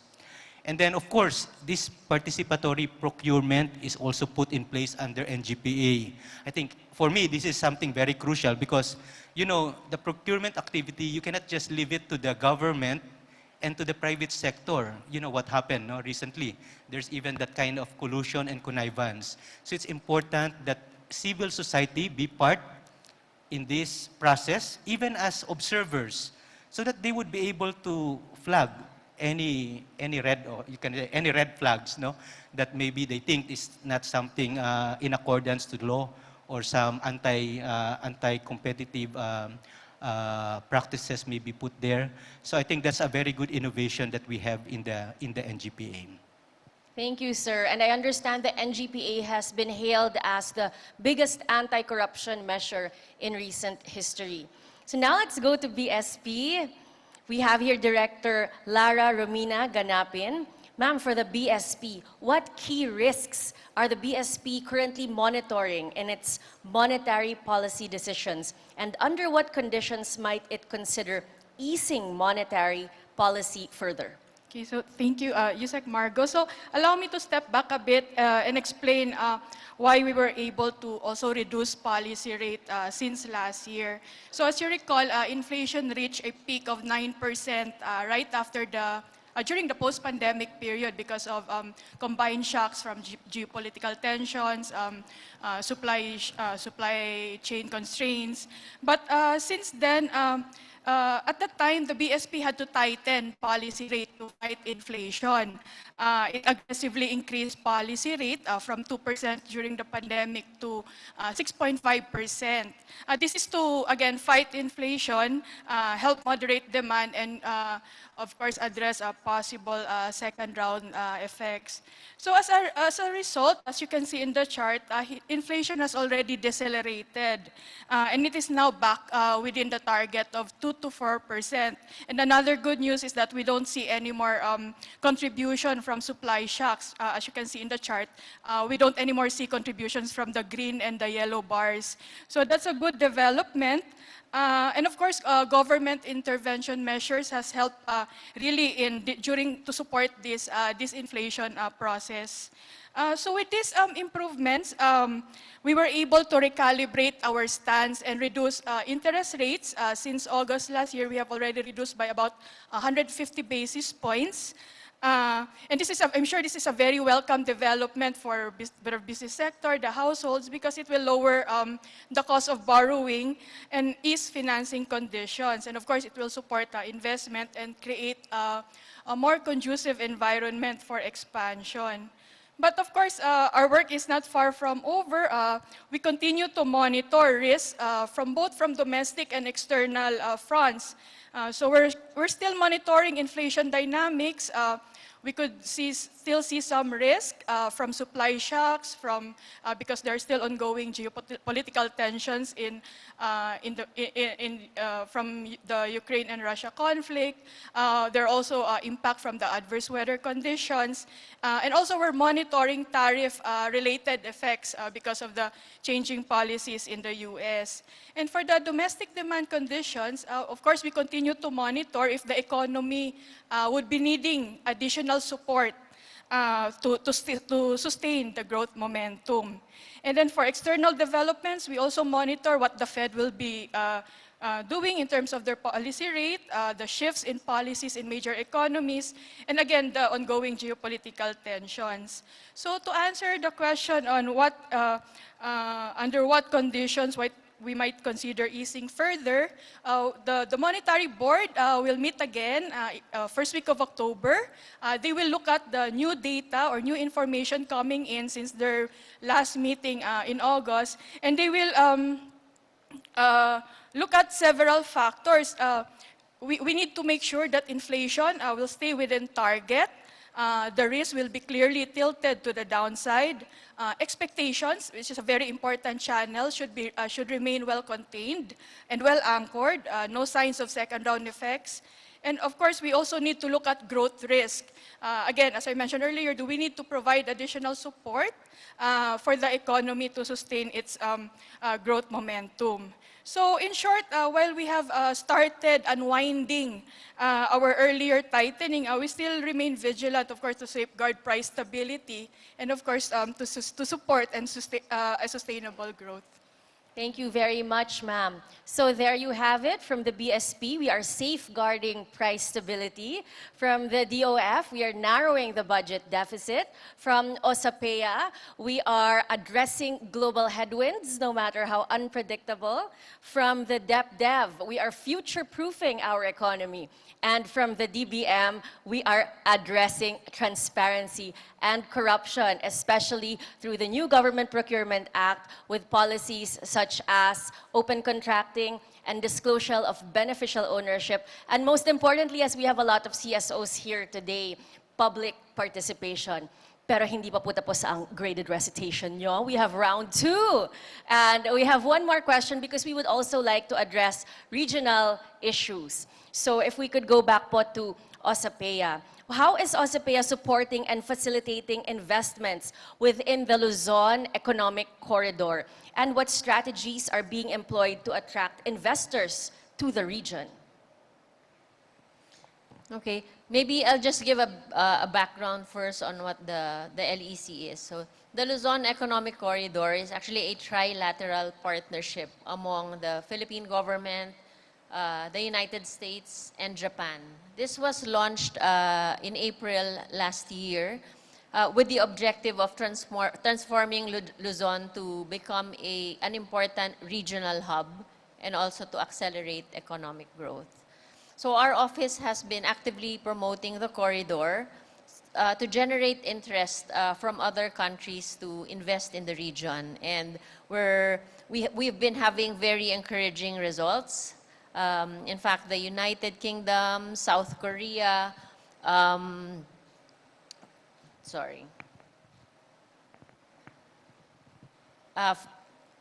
Sweden, Australia, and even Canada have expressed interest in contributing to corridor projects and engaging with the LEC. So our office, we have three main strategies to attract investors. The first is to launch the flagship project for the LEC, something that will be a catalyst to get the LEC growing. So this is the 212-kilometer Subic-Clark-Manila-Batangas or SCMB freight rail. This will link the three most important ports of our country. That's Subic, Batangas, and Manila, which collectively account for 80% of the country's total port traffic. And we're very happy that the U.S. Trade and Development Agency increased its feasibility study grant from just $2.5 million to now $3.8 million. So that's very encouraging. The second strategy is that we're focusing on key sectors. So we've identified semiconductors, data centers, renewable energy,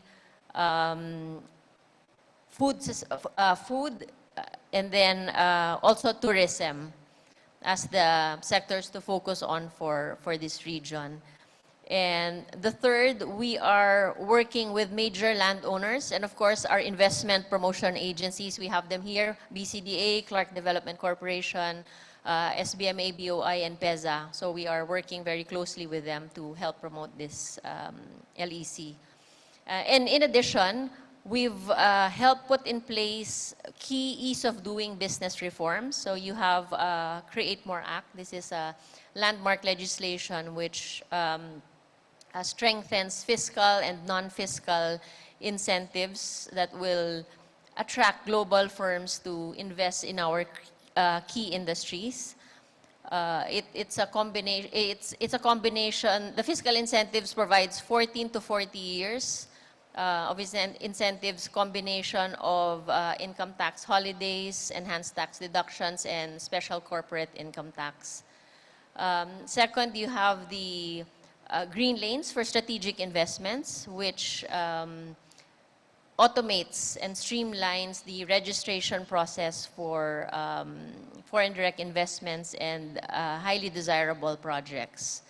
Third is the passage of the new PPP code, which amends the 29-year-old BOT law, and this will also accelerate the evaluation and approval process for PPPs. And just recently, the Investors Land Lease Act was approved. This increases the term for leases to up to 99 years, which makes us very competitive with our neighbors. And the ARROW, or the Road Right-of-Way Act, which will definitely expedite our infrastructure development. Thank you, ma'am. You mentioned create more. Could we ask DOF to expound on that? How do you see create more benefiting current and prospective investors in Central Luzon? Specifically, what new or expanded incentives and policy improvements can businesses in this region expect, and how will these reforms further promote sustainable economic growth and competitiveness in this area? Yes, the Create More is actually our improved incentives package that is grounded on transparency and predictability. So under the Create More, our investors could expect a number of perks, such as reduced income taxes and reduced VAT and customs duties, extended income tax holidays, and enhanced allowable deductions. There are also provisions in the Act that are intended to improve the ease of doing business, as well as to streamline procedures in terms of getting some permits for businesses. So the Create More actually targets a good number of sectors that are actually in, we would say that already have a foothold here in Central Luzon, and therefore Central Luzon has a comparative advantage. Examples of this one would be those in the manufacturing sector, renewable energy, pharmaceuticals, semiconductors and electronics, residential development, as well as aviation-related businesses. Since the effectivity of the Create More, we've actually already seen some encouraging results. So we have our latest data is of June 2025. There are already about 285 projects that have been approved under Create More, which would amount to about 254.12 billion pesos in new investments. And more importantly, this is seen to generate over 67,000 new jobs. We also expect that with these projects, we would have about additional revenues of 100 billion, which would provide us with some new fiscal resources to support our other development projects. Thank you, sir. And so it's very exciting. We're looking forward to seeing the Luzon Economic Corridor.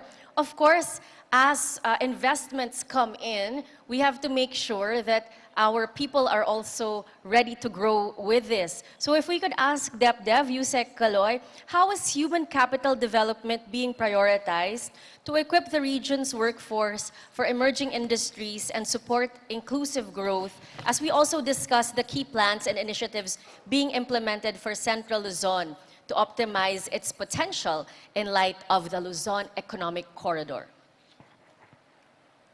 Traditionally, the success of Luzon has been really the agglomeration economies that they have. Now we have Metro Manila, and then we have towards the north, we have Clark, Subic, Bataan, and then towards the south, we have Laguna and then Batangas. So you have very important agglomeration economies. And again, the spatial strategy to strengthen that would be, again, you already have these agglomeration economies. What if you connect them to each other, and that will even heighten the economic growth? No? That's why I think very important yung Luzon Economic Corridor, as mentioned earlier, because that would provide the connectivity to be able to connect these different agglomeration economies, no, and make it a larger one.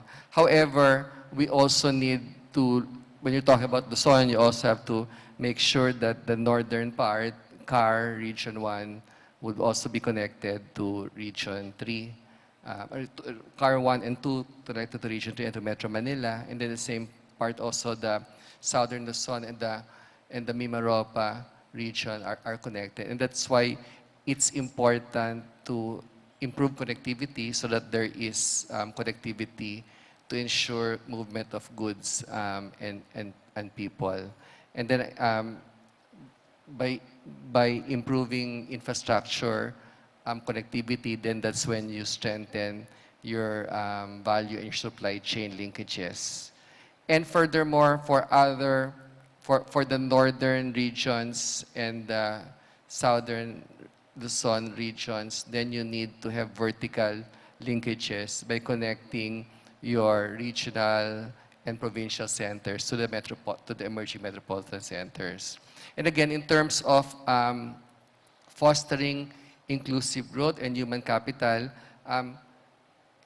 particularly for Luzon, again, I reiterate that it's really important to close the gap between the knowledge and skills gap. Again, if we're supporting all of these economic centers, we're supporting these economic corridors, then you need the manpower, you need the human capital development to support all of this. So I go back to what I said earlier, that again, back to human capital development, making sure that both our secondary and tertiary education, as well as your technical and vocational education is aligned with what the industry needs, is aligned to the different subsectors and the different industries that, again, these economic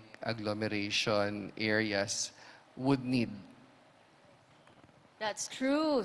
Maybe soon we can also have like specific courses on AI and other emerging courses that are of vital importance in today's world. The question that we have for ASECROM is more national. So we'll go first to BSP. If we could just have ladies first for this portion of the panel questions. Ma'am, speaking of inclusion, we'd like to ask you about financial inclusion.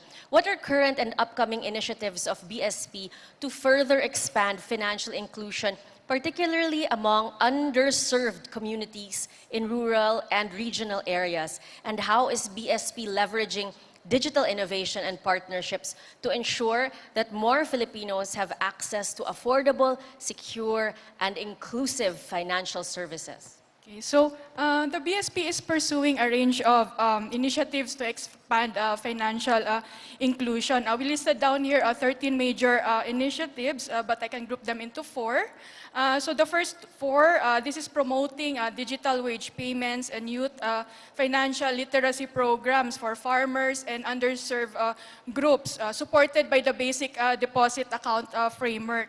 And then you also have the the items 5 to 7. This is strengthening the MSME credit through the credit surety fund, the standard business loan application form. This is just to streamline the forms to improve the accomplishments of easier accomplishment of these credit forms, and also the new credit risk database project to also improve credit monitoring.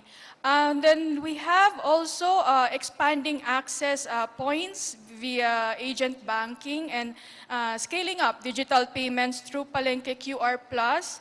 I'm sure all of you have already tried paying using the QR codes, and also the EO 170 on government digital disbursements.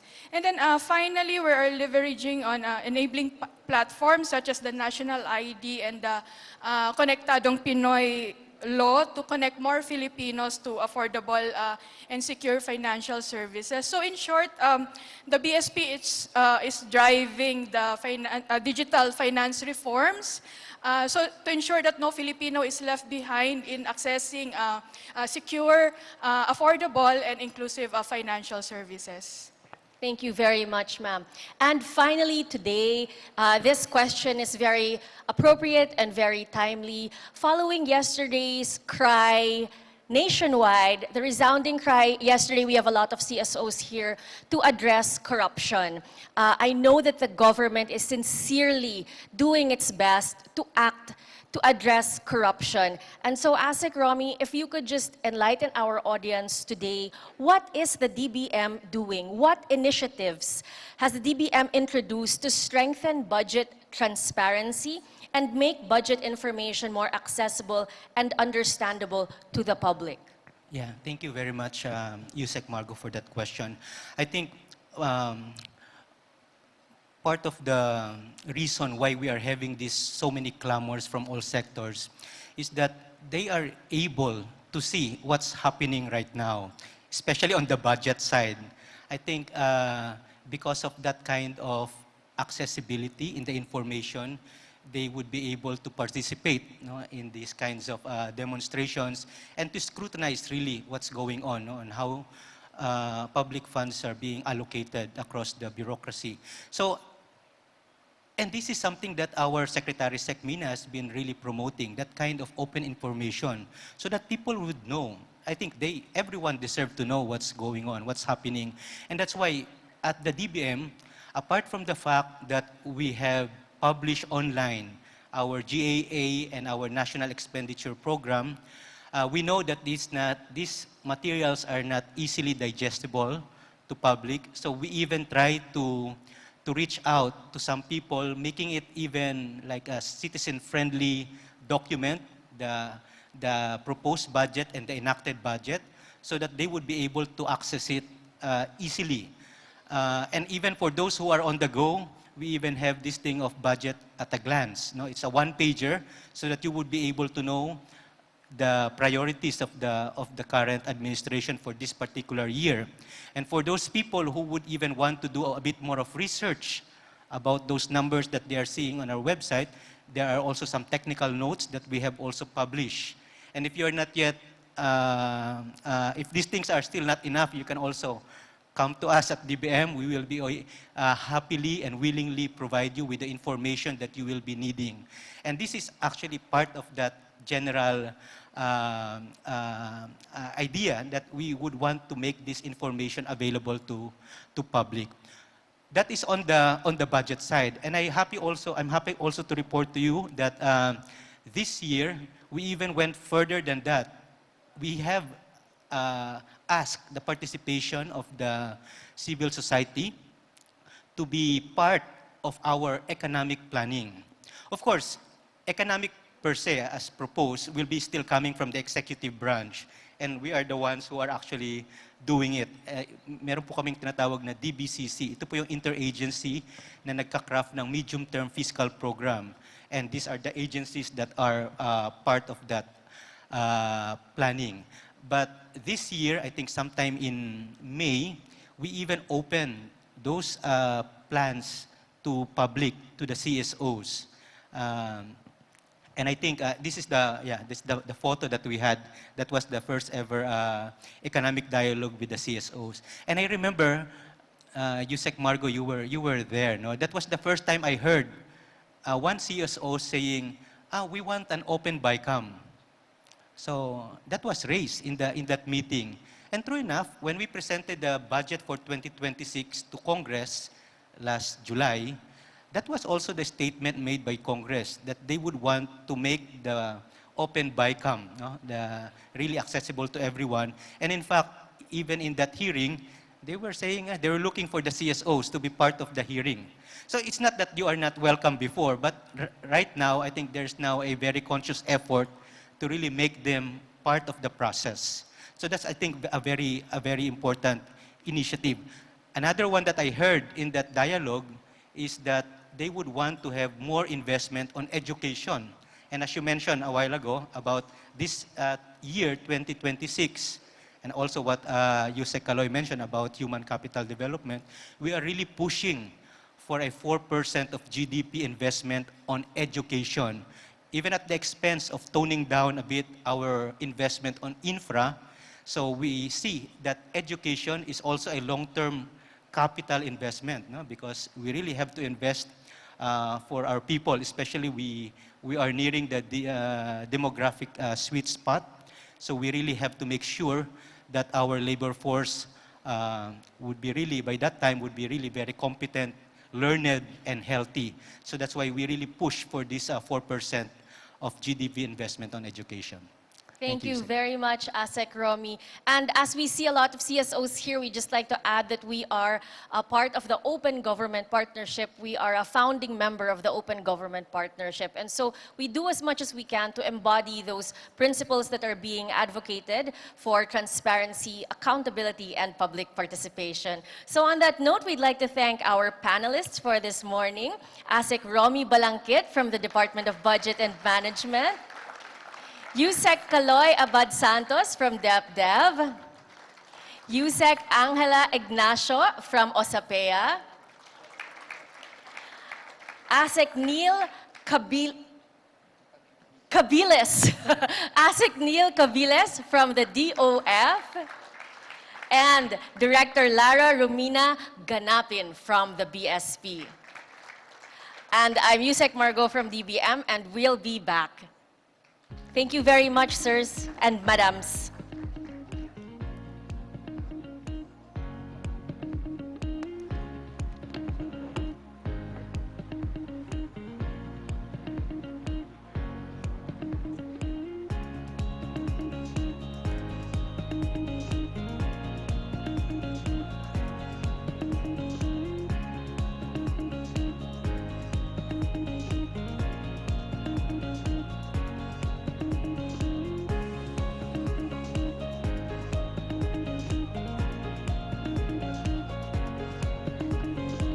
Thank you very much to our first panel on infrastructure investments. On investments.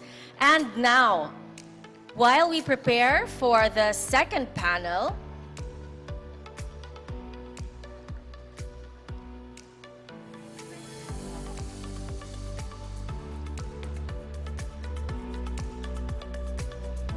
so we've just heard from our economic officials, and now it's time to hear from the private sector. What we're trying to do here is we're trying to make it not just having the senior officials from the government speak, but we'd really like to make it inclusive to hear as well from the private sector and later to listen as well to our CSOs. So we will have a video presentation from the first Senior Vice President and Hotel and Resorts Head of the Philinvest Development Corporation, Mr. Francis Nathaniel Gotianun. But he said that instead of delivering a speech, we will instead be showing a video. Let's watch this.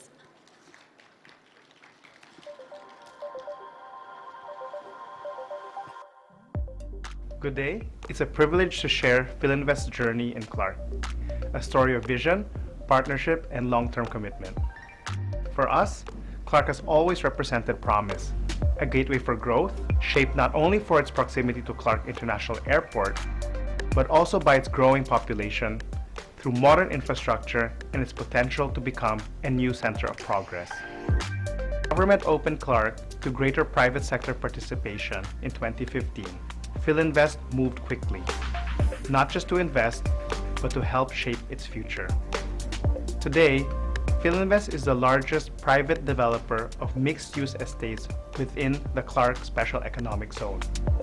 With our portfolio that spans Philinvest New Clark City, Mimosa Plus Leisure Estate, and our participation in Clark International Airport through the Lipad Consortium. That early belief continues to guide our vision. We recognize that building competitive destinations is a long-term journey. So we start with the right foundation, projects that spark economic activity and attract new enterprise.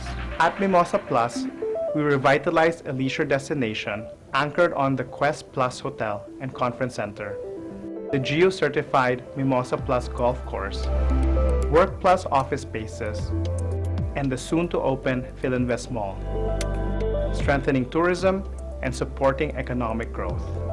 In New Clark City, we work hand-in-hand with the Basis Conversion and Development Authority to lay the groundwork for a vibrant, future-ready community. The Philinvest Innovation Park is already drawing pioneering locators, including an Australian manufacturer of EV batteries, signaling the rise of advanced and sustainable industries. And at Clark International Airport through Lipad, we're helping deliver world-class infrastructure that is attracting global logistics and e-commerce players. These initiatives are creating jobs, opening opportunities for local enterprises, and seeding sustainable communities. More importantly, they set the stage for Clark to flourish as a hub for business, leisure, and innovation. Looking ahead, the next wave of developments in New Clark City and Mimosa Plus will widen that opportunity, welcoming more businesses, generating more employment, and delivering amenities that uplift the quality of life. Our vision is clear: for Clark to take its rightful place as the country's most dynamic growth center. None of this happens without strong public-private collaboration. We are grateful to our government partners, the BCDA, CDC, and SIAC, for their good governance, professionalism, transparency, and steady stewardship. Together, we keep communication lines open to ensure that projects are executed efficiently and remain aligned to the bigger picture. The private sector has always supported measures that provide policy predictability, improve ease of doing business, and increase transparency. These are conditions that attract more locators, catalyze investment, and sustain momentum. The potential of Clark is recognized here and abroad for its infrastructure, connectivity, and planning. With continued collaboration, we believe Clark is on its way to become a major engine of growth for the Philippines. Philinvest is committed for the long term. We invite you, our partners in government and business, to build, to invest, to innovate, and to create with us in Clark. Together, we can turn Clark's promise into reality. Thank you.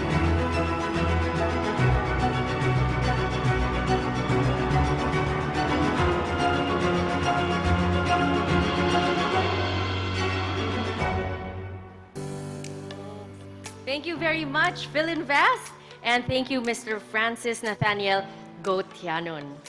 And we have another panel. Earlier we listened to our economic managers, and now we have a panel that is specific to investments and infrastructure. To kick off this discussion, please join me in welcoming to the stage, first, today's very popular Department of Public Works and Highways Senior Undersecretary Emil Sadain.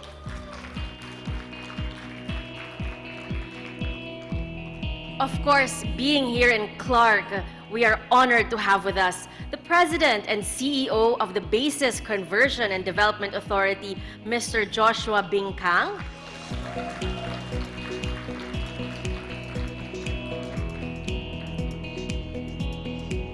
And of course, we have the legendary, our former Solgen, President and CEO of Clark Development Corporation, Attorney Agnes de Vanadera.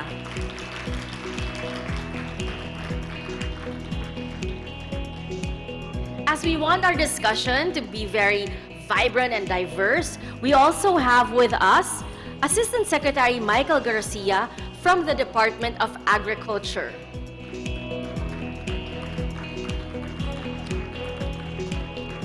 And from the Department of Transportation, we have Director Crinesa Mendoza. And from the DTI, Department of Trade and Industry, we have Regional Director Edna Dizon.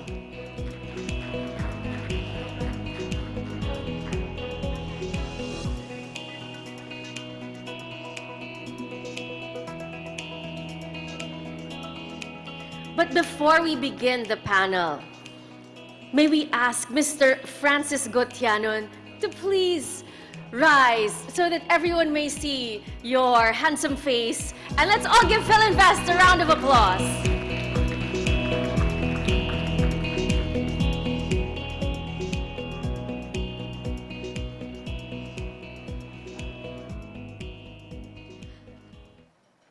Good morning, everyone, once again. So this one is on investment and infrastructure. As you all know, the Build Better More is the flagship infrastructure program of this administration, and we would really like to use it to see our high growth rate achieving economic transformation towards inclusivity and sustainability. So for the DPWH, don't worry, hindi po ito Senate hearing. May we ask, please provide updates on the progress and challenges of the government's infrastructure program. Siguro po, yung challenges iiwan na natin sa Senate hearing at ang progress po ang i-focus natin today, particularly in terms of project implementation. Yeah, thank you, Margo, and magandang umaga po sa atin lahat. Well, the government has embarked into a robust infrastructure program we call the Build Better More program of His Excellency President Marcos Jr. And this is actually a big ticket projects that involve around 17 line agencies for a total of 207 flagship projects, which are actually in the pipeline. Some of these were already completed, constructions, and some are actually ongoing. And some are actually for implementations in the coming years. These are actually the flagship projects which aim to accelerate infrastructure development, increase the productive capacity of the economy, generate more jobs, and strengthen the investment climate of the country towards a more resilient and sustainable development. Napakalaking programa po ito ng ating Pangulo. And for DPWS alone, we have around 41 ODA flagship projects that are actually being implemented by this agency. And knowing that Philippines consisted of 7,641 islands, and these are actually one challenge that we really have to connect as much as possible those urban centers and some areas in the countryside from Luzon, Visayas down to Mindanao. We have at the moment around 12 inter-island linking bridge projects. These are actually the biggest projects that are actually connecting inter-island connector, where one after the successful constructions last year of the Pangil Bay Bridge that connect Lanao Norte region, especially Misamis Occidental and Lanao del Norte, it was actually about 3.2 kilometers long cable-stayed bridge, the first long-span bridge we had for Mindanao. And there's also the recently completed detailed design of the Panay, Guimaras, Negros Island that would connect Iloilo, Guimaras, and the Negros Island. Ito po ay talagang malaking programa. But for Luzon, we have the Bataan Cavite Interlink Bridge Connector. This is about 32 kilometers long with a high 30% economic internal rate of return that would connect Metro Manila, Southern Tagalog, all the way to Northern Luzon.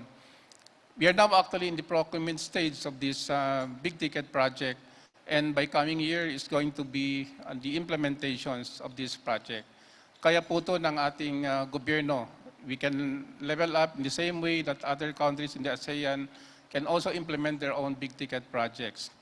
We have also one, we call it the mountain tunnel, that is actually opened up noong August as to the boring of the 2.3 kilometers long in the Davao City Bypass Roads. That's the first long span tunnel also we had.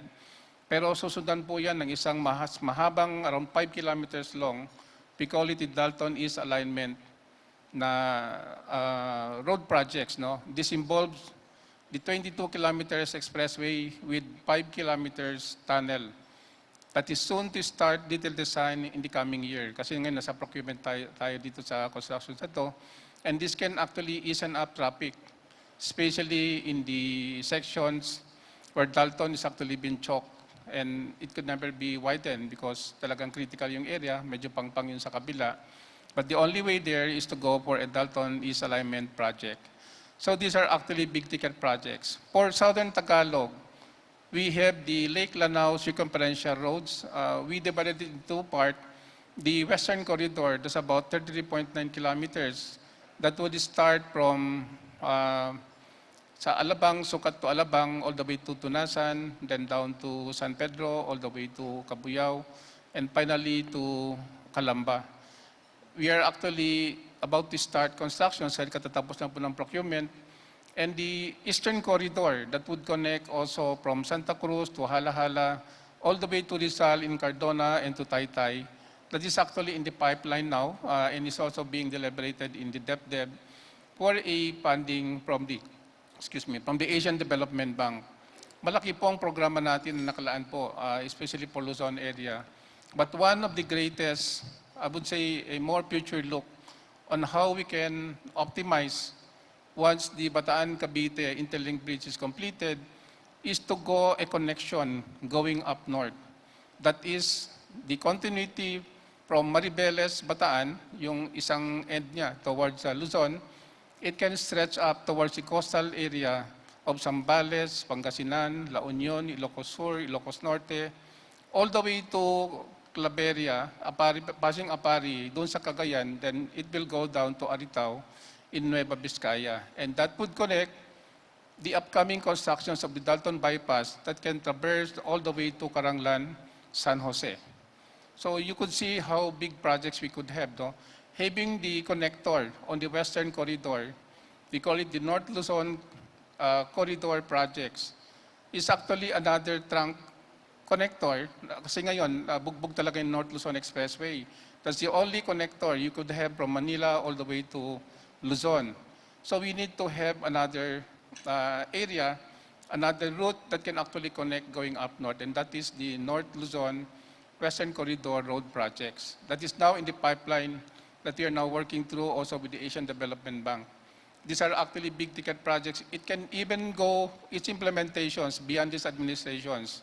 Kaya nga po ang flagship projects natin, it doesn't only stop in one area, but it should go beyond generations to generations of administrations para lang po makahabol natin yung kakulangan sa infrastructures. So we have also on the road expressway. As of current date, we only have 523 expressway all over the country. Following the JICA master plan on expressway, we are targeting around 1,963 expressway projects, not only for Luzon, but also Visayas down to Mindanao. May natapos na po tayo dyan, yung arterial bypass at about 22.4 kilometers. Then also the SILEX, the Central Luzon East expressway projects that will be open soon this year. A little portions lang ang natitira doon sa Saragossa, but eventually it will connect from Paniki, Tarlac, all the way to Cabanatuan. Then you also have some other projects in Mindanao and Visayas. So lahat po yan ay talagang magpapanagbo in the coming years for its full utilizations by the public.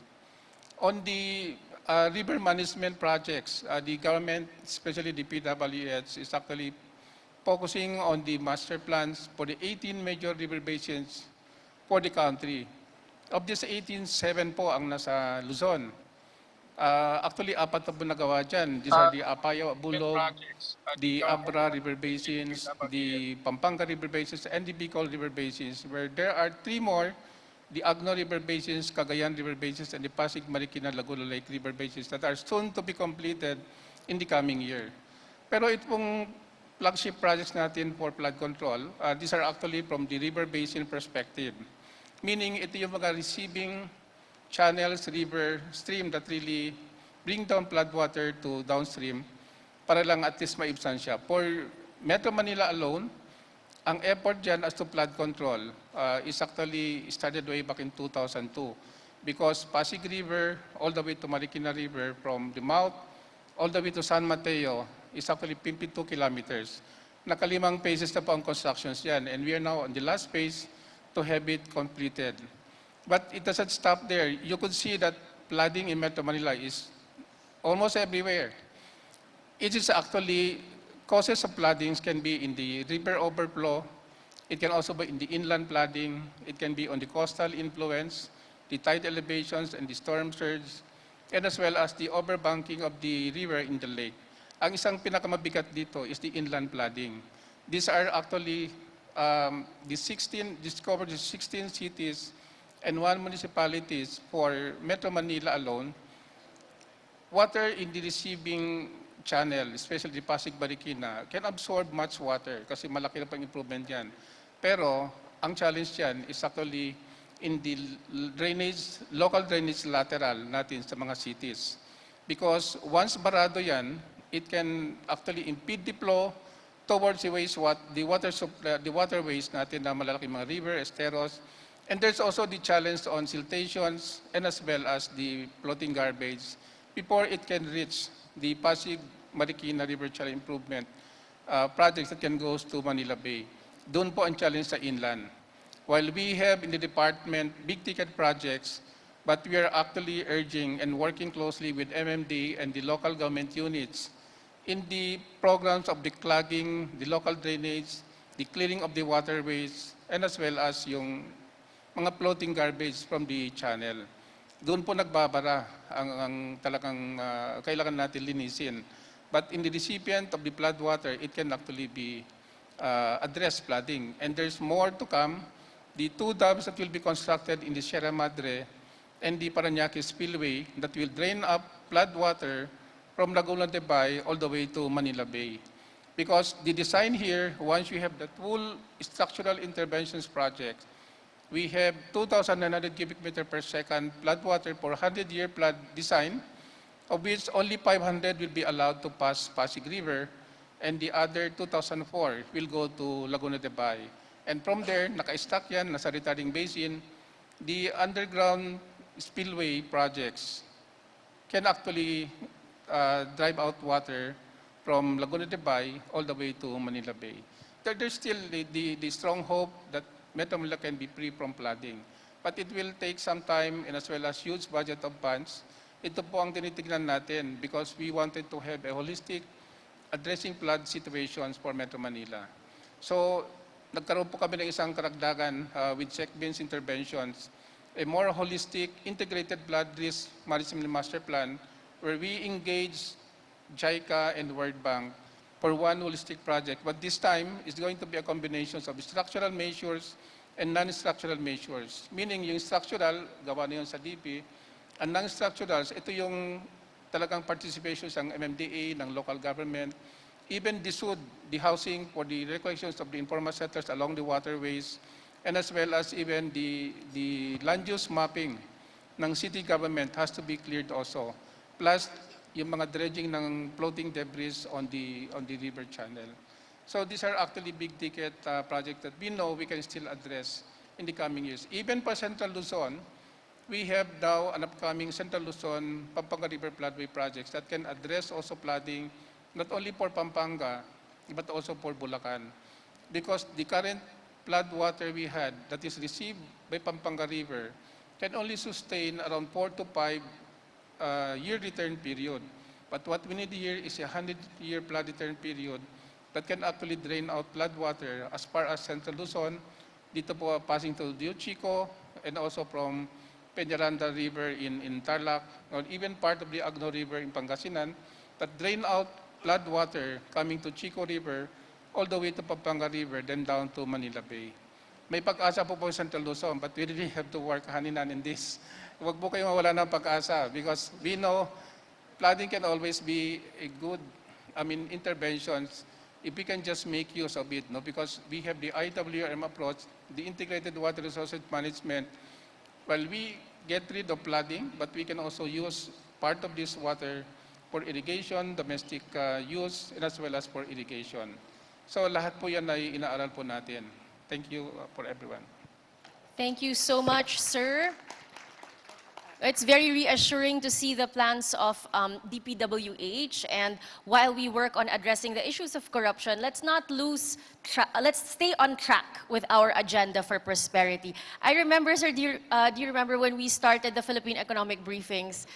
SEC RC used to say that we had 156 infrastructure flagship projects, and now we have 207. So, tuloy-tuloy lang po tayo sa ating Build Better More program. To achieve that, however, one issue is the right of way. So, if we could go to DOTR, apparently there has been signed the Accelerated and Reformed Right of Way, or ARROW Act. So could we ask DOTR Director Nessa Mendoza to elaborate on how this is expected to address long-standing bottlenecks in the implementation of infrastructure projects?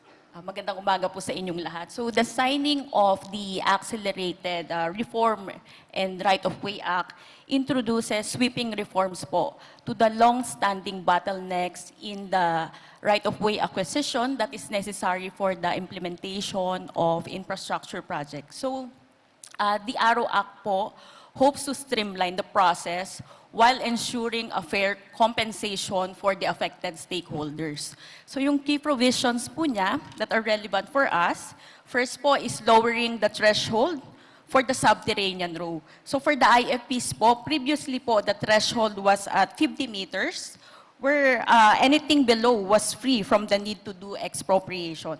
Now it is 18 meters below na lang po. So this is really important for us po, for our future railway underground projects, because pwede na po natin silang i-build at a lower cost and without the lengthy expropriation cases. Second po, it introduces a more systematic land valuation, where the issue on the land prices po. So the land prices now will follow the Real Property Valuation and Assessment Reform Act, or the RP-VARA, that ensures naman po a clearer negotiations and hopes to minimize the disputes. Third one po, it introduces easier payment terms. So instead of paying 100% upfront, the government will only need to provide the 15% land market value at the start of the expropriation. And lastly, PPP private partners are now authorized to do the land acquisition. So they can now undertake a row on behalf of the government. So overall po, the ARROW Act will definitely accelerate the implementation of infrastructure projects, and definitely po will boost the investors' confidence to do their business here in the Philippines, that will deliver more opportunities and create jobs for the Filipinos. Hello. Thank you very much, ma'am. And so we really look forward to all of these infra projects, and especially what was mentioned earlier for the Luzon Economic Corridor, the rail. We really look forward to that. And as emphasized earlier by DPWH, connectivity is essential, and it will really benefit investments and agriculture and food security. So on that note, could we ask ASEC Michael Garcia of the Department of Agriculture, what are the Department of Agriculture's key strategies to modernize agriculture and promote climate-resilient farming practices and innovations to secure our nation's food supply? And perhaps also just to relate it to the infrastructure presentation earlier, how will these infrastructure developments benefit food security, especially in the region? Good noon po, good noon. Maya paog to. From the Department of Agriculture, we recognize that climate change is one of the greatest threats to food security. And that is why it has placed modernization and climate resilience at the center of our strategies. The DA continues to promote the use of science-based technologies such as climate-smart seeds, improved livestock breeds, and modern farming equipment that allow farmers to adapt to erratic weather conditions. It is also expanding the use of digital tools such as early warning systems and weather-based advisory services to help farmers make informed decisions on planting and harvesting.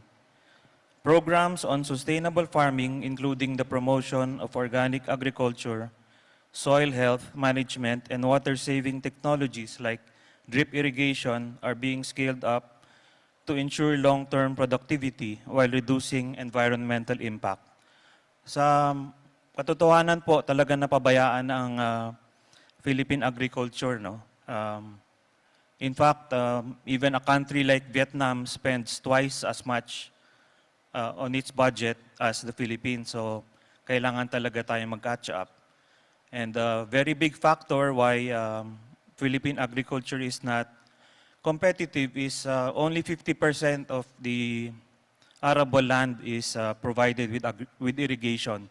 So yan po ang isa sa mga programa na tinitingnan ni Secretary Francisco Tiu Laurel, no, and the Department of Agriculture. Okay, thank you so much po. And yes, we hope to be able to really make our agriculture the source of our food security. So let's move on to DTI. How is DTI supporting exporters in Central Luzon, particularly in improving access to global markets and reducing trade barriers? Let's link this to the presentation earlier of OSAPEA and the efforts of the national government in supporting our, especially our MSMEs. I know that's a great advocacy of Sec Roque. Thank you very much, Sec Margo. It is a pleasure to be here and share with you what DTI Region 3 is doing in so far as export assistance and SMEs. For DTI, we wanted to sustain the performance of Central Luzon as the top performing, one of the top performing regions in the Philippines. Having said that, so DTI is challenged really to work on the exporters, the SMEs, and of course the governance. For BTI, we have the strategy to really support the fueling of global growth through driving inclusive prosperity. We are DTI, we are the export enabler in Region 3. So we empower exporters in Central Luzon by serving as a bridge, serving as a mentor, serving as a guide and champion. For exporters, we have the Philippine Exporters Foundation in Region 3, which is a partner of DTI. This is an organization composed of exporters and very active in supporting DTI in its move to really grow SMEs. In fact, our initiatives for exporters, we do the ease of doing business.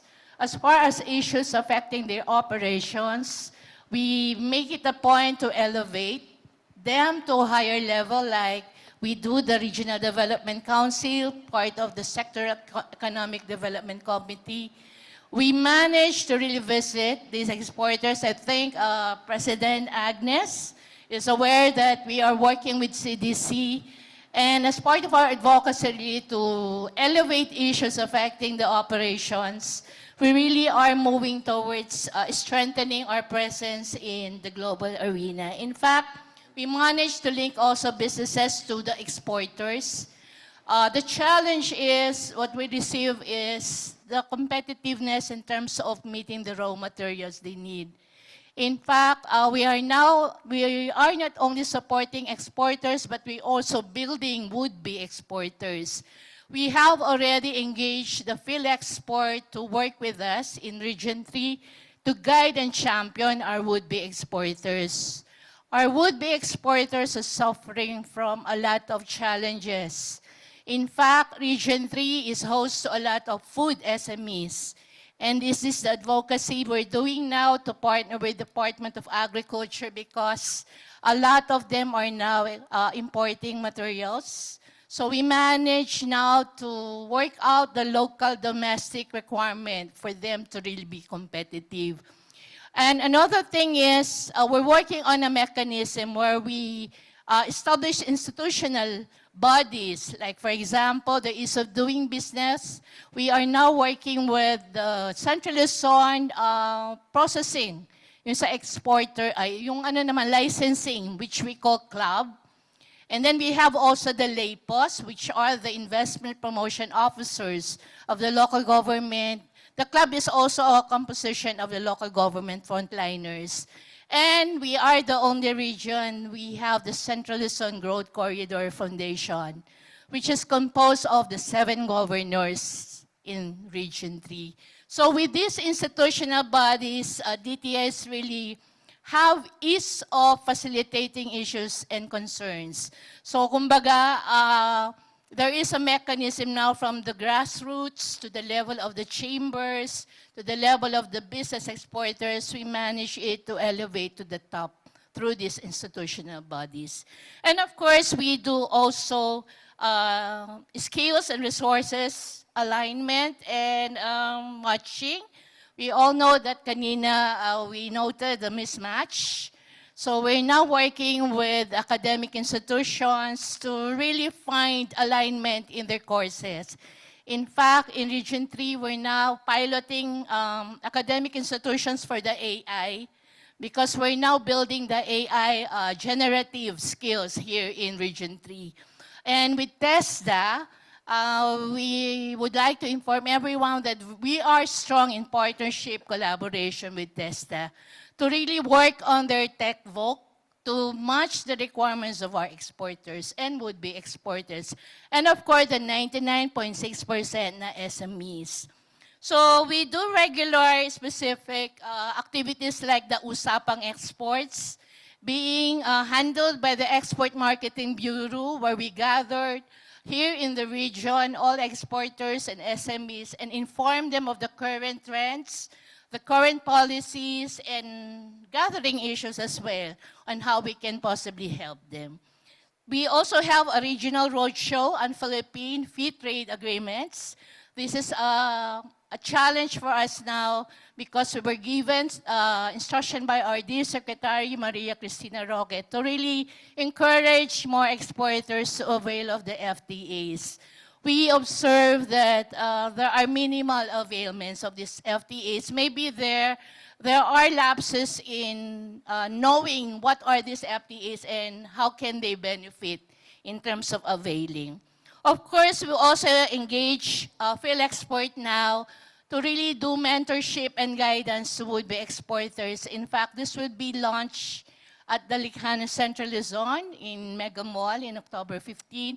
We would like to strengthen further collaboration and partnerships amongst chambers, among stakeholders, the local government in Region 3. So we're glad enough to inform you that we're successful enough here in Region 3, and this may be manifested in terms of the performance we are getting national level. Thank you. Thank you very much, ma'am. That's very encouraging to see how much national government support there is for our exporters. So to the CSOs here, maybe you can collaborate on your roadshows also later on so that our businessmen can see how they can take advantage of all of this support coming from the national government. And so now let's go to our home court. Let's go to the Basis Conversion and Development Authority. Let's listen to all the wonderful things that are happening with BCDA. And we have with us, no less than the President and CEO, Joshua Bingkang. And sir, may we ask, how is BCDA leveraging its major projects here in Clark and New Clark City to both contribute to and benefit from the Luzon Economic Corridor and position Central Luzon as a globally competitive investment hub and a catalyst for inclusive growth? Thank you, Ma'am Margo.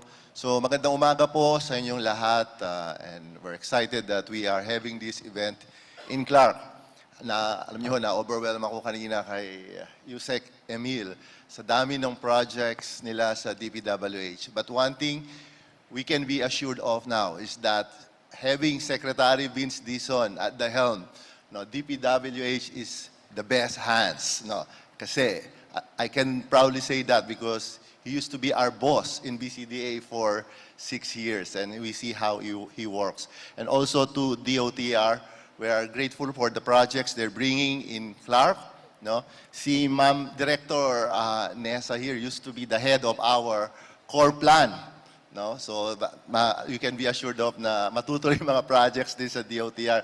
Along with my other key officials, they moved to DOTR. Pumayag naman ako kasi importante magawa yung mga projects ng DOTR, lalo-lalo na dito sa Clark.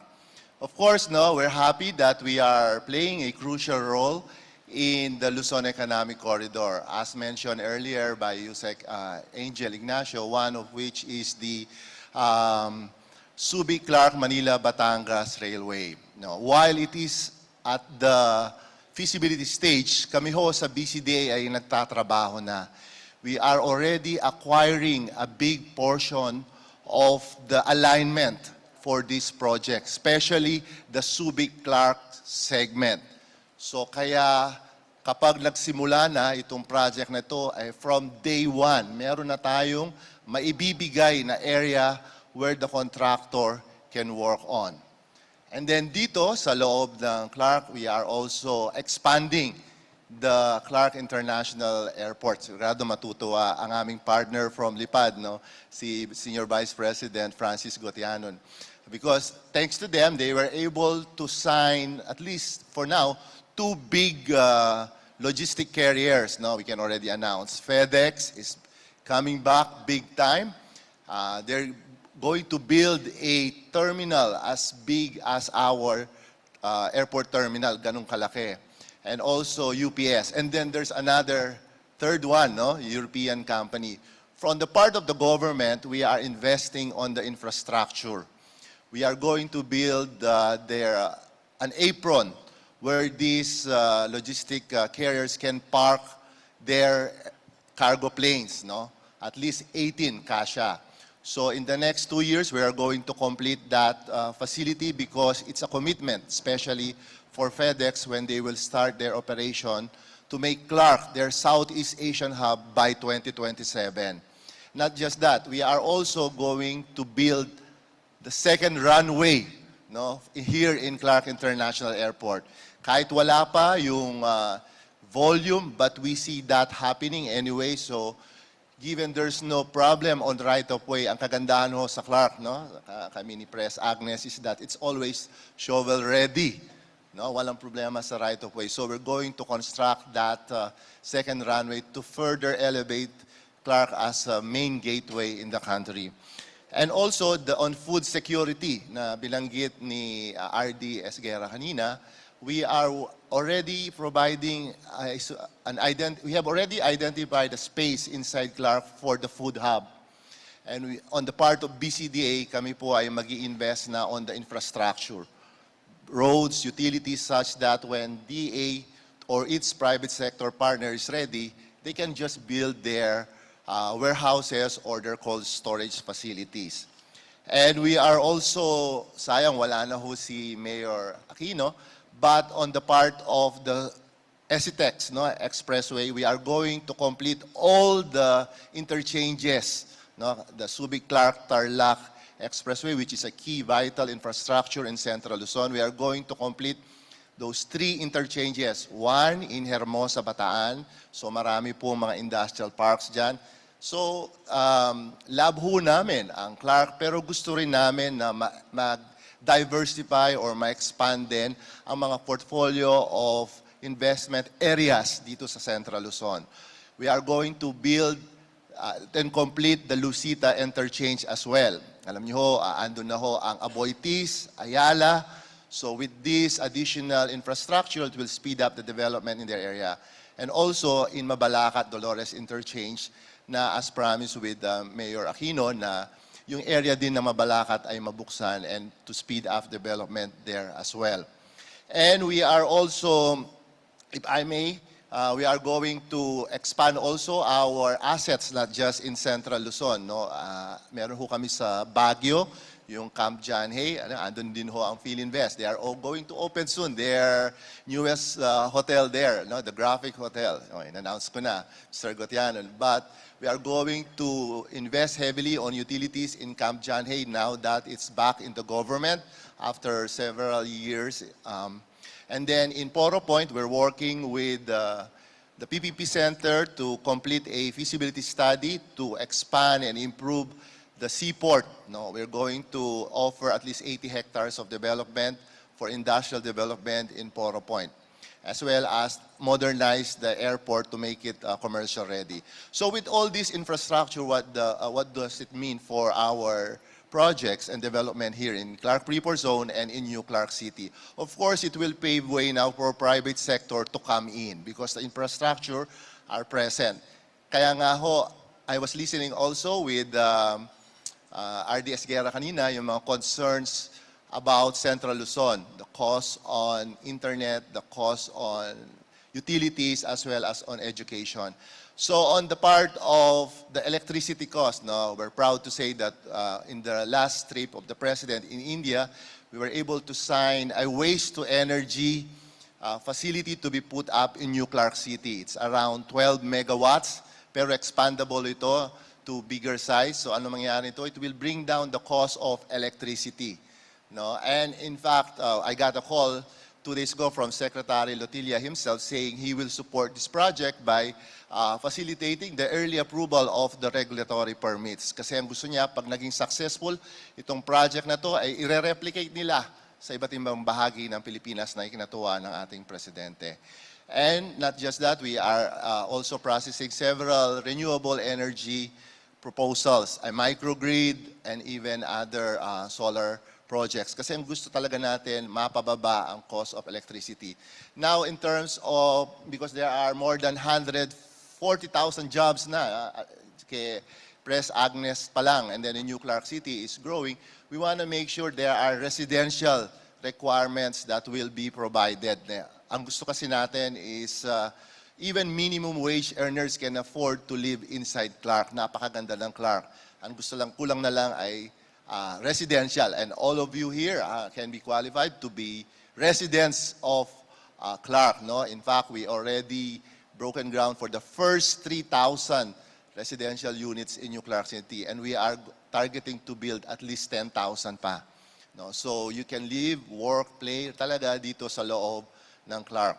And we are also improving on the internet. No? We had an agreement with Secretary Abuda na immobilize na yung last mile connectivity sa loob ng Clark, and we are at the tail end of procurement with ADB for the ICT infrastructure highway para mapabilis ang internet connectivity at par with the fastest in the region.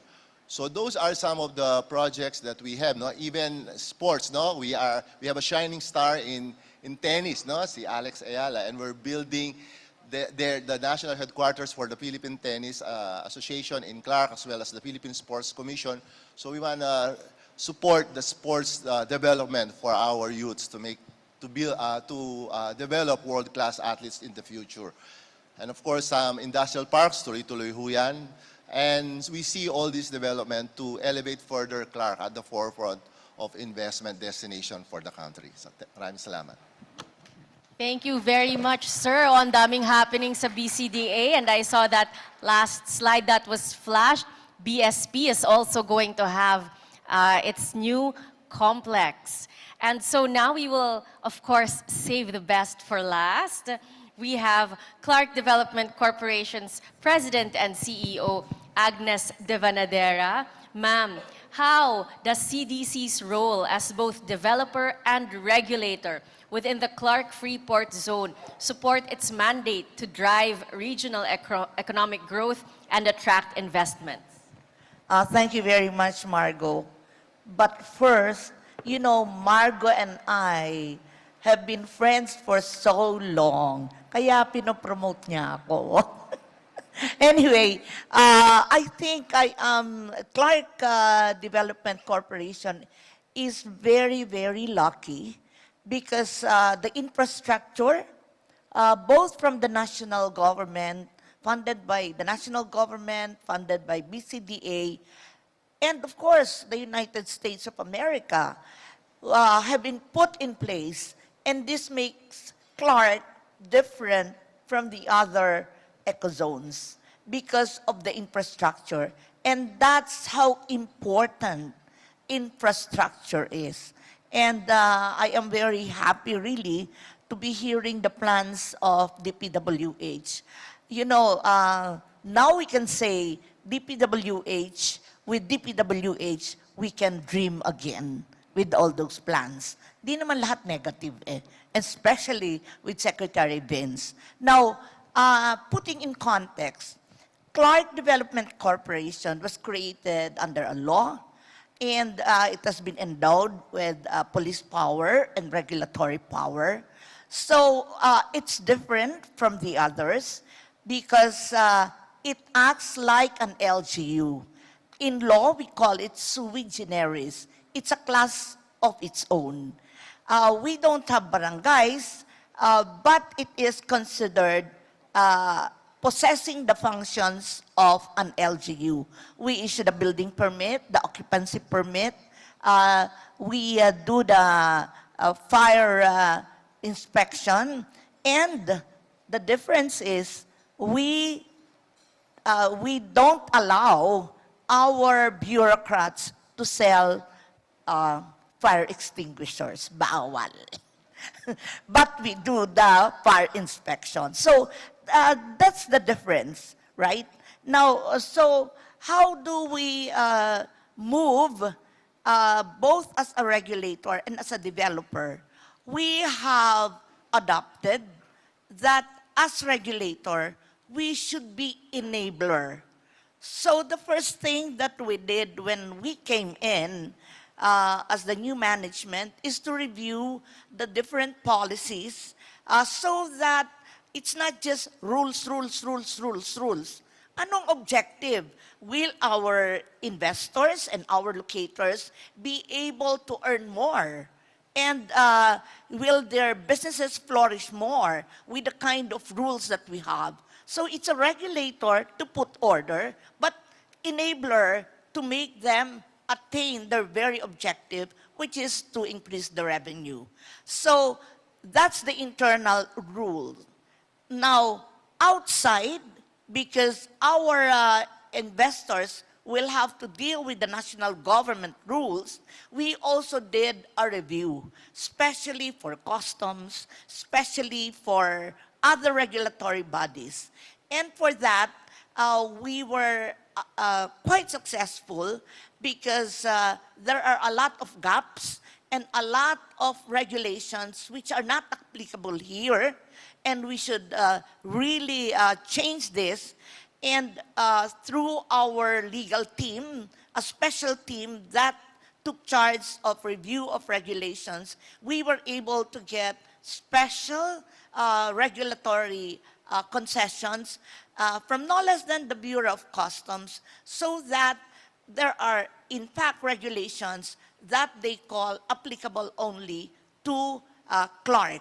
So, translated into ease in doing business, we were able to help our locators increase their businesses because they're able to move faster, they're able to move their goods faster.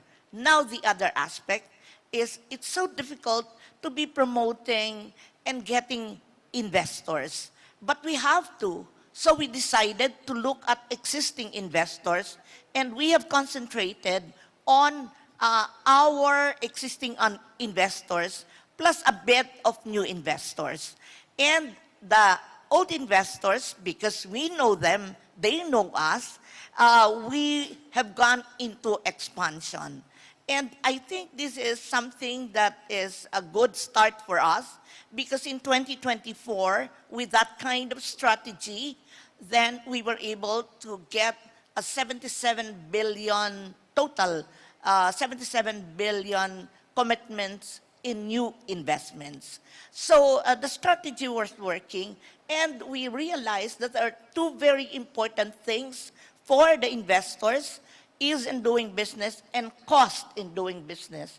And for the ease in doing business, of course, we have the one-stop shop and all those automation of most of the processes. For the cost in doing business, we identified 4 areas of heightened readiness: power, water, connectivity, and of course, transportation. For power, it's difficult to compete with the other countries. We're not just competing with areas in the Philippines, it's with the other countries. But we're happy to say that in the Clark Freeport Zone, we, under the Clark Electric Distribution Utility, that's the distribution utility we have, our rate is only 7 pesos. And we need to put that down lower. And so we studied the existing roof, and we have an equivalent of hectares. But instead of having all of it, we studied which ones are ready for solar rooftop panels. And we found out we have about 246 hectares of existing rooftops. And we encouraged our locators to put the solar rooftops, and now they're experiencing, those who have adopted the program, they're experiencing a reduction of 20 to 30% in cost of electricity. So our programs may be very different because Clark Freeport Zone is a brownfield. So we have to deal with the challenges of ongoing businesses, existing businesses, and we have to make sure that they don't leave. Kasi mahirap maghanap. Tapos na yung nandito na, kailangan pang umalis. So we're happy to note that people have not left and people have expanded, and businesses have really gone up. We were able, in fact, to generate a revenue of 6 billion. So what else did we do? It is to complete the ecosystem for a particular industry and for the particular community. We developed Clark as a community, not just an investment destination. And in the process, we were able to attract more tourists, making Clark as the top tourist destination for Region 3. So thank you, President Bingkang, because he mentioned the live, work, and play. And these are the things that we are putting in place. So you will find, sabi nila, uy, ang ganda na ng Clark. Translated into real things. Ano yung maganda? Maganda because there are many restaurants to go to, and in particular areas, there are now 2 restaurants offering the same menu. Maganda because we have kept the cleanliness. Maganda because we have protected the century-old trees. Maganda because you feel good. Maganda because our investors continue to earn. And we continue to explore how we can still remove the bureaucratic red tape. And as we said, in doing so, we are removing the red tape, and instead, we are offering our investors the red carpet. And si Margo naman. So, parang simple lang, pero ang hirap. Mas madaling makapagpagawa ng tulay kesa to put in place the soft infra. But, you know, we have to develop this as a community because it is only in having a real good community that we can retain our investors. Thank you very much. Thank you very much, President and CEO Agnes de Vanadera. So let's give a warm round of applause to our panelists. From the DTI, RD Edna Dizon. From the Department of Agriculture, ASEC Michael Garcia. From the DOTR, Director Nessa Mendoza. From DPWH, USEC Emil Sadain. And of course, from BCDA, President and CEO Joshua Bingkang. And from Clark Development Corporation, President and CEO Agnes Devanadera. But before we have our group photo, we would like to open the floor to questions. I think we have time for around 1 or 2 questions from the audience. We'd like to make this as much as an interactive dialogue as much as possible, and we'd really like to hear your insights. So could we open the floor to questions? Does anyone have any comments? Yes, sir. Hi, good morning. My question has to do with CDC. I represent po the micro, small, medium entrepreneur. No? So as an entrepreneur po in this sector, how do you support us? Kasi alam ko yung mga locator po dyan sa CDC, they are more of industrial companies. But for businesses like us, how are you going to support us po? Thank you po, ma'am. Tamang-tama yan tanong mo kasi ang hirap naming masagot din yan. And we decided to consult Governor Nanay Pineda on how we can really reach out. The first project that we have for the MSMEs is to support field export and provide them a place where they can display their products. So that's the Deco Central. From a very small, I think 500 or 300 square meter area for their products, we provided them with a 2,000 square meter display area, but it's exhibit and sale. And we realized that in marketing their products, going to Manila, participating in FAME, participating in all those trade fairs, when the buyers finally come to Pampanga, they get lost because they will be looking for areas. Second is this is another group. We discovered that we have a lot of artists and artisans. Because this is now also being supported by DTI. And so we decided, again, to open the facility of Clark by making each group of artists display their products for free. And it is Clark also that, in fact, we foot the bill for the opening, including the food, and we make sure that their market in Clark will be bigger. So we also request, and I'm happy to note that our hotels have decided also to carry their exhibits. So those are 2 very, very concrete. However, with the organization of the MCAC, or Metro Clark Advisory Council, composed of the 5 LGUs around Clark. Now we are working very closely with the mayors. And in fact, in our last meeting, we had a meeting with TESDA because we are now looking at different facilities of trainings, and it will not only be supportive of the manpower development, but it will also be supportive of the product development. So these are just small steps that came up, but we are very open to more suggestions so that your market will be expanded here inside, and your market will be expanded also abroad through our locators and investors. So it doesn't mean that just because you're small, you have no place here in the Clark Freeport zone.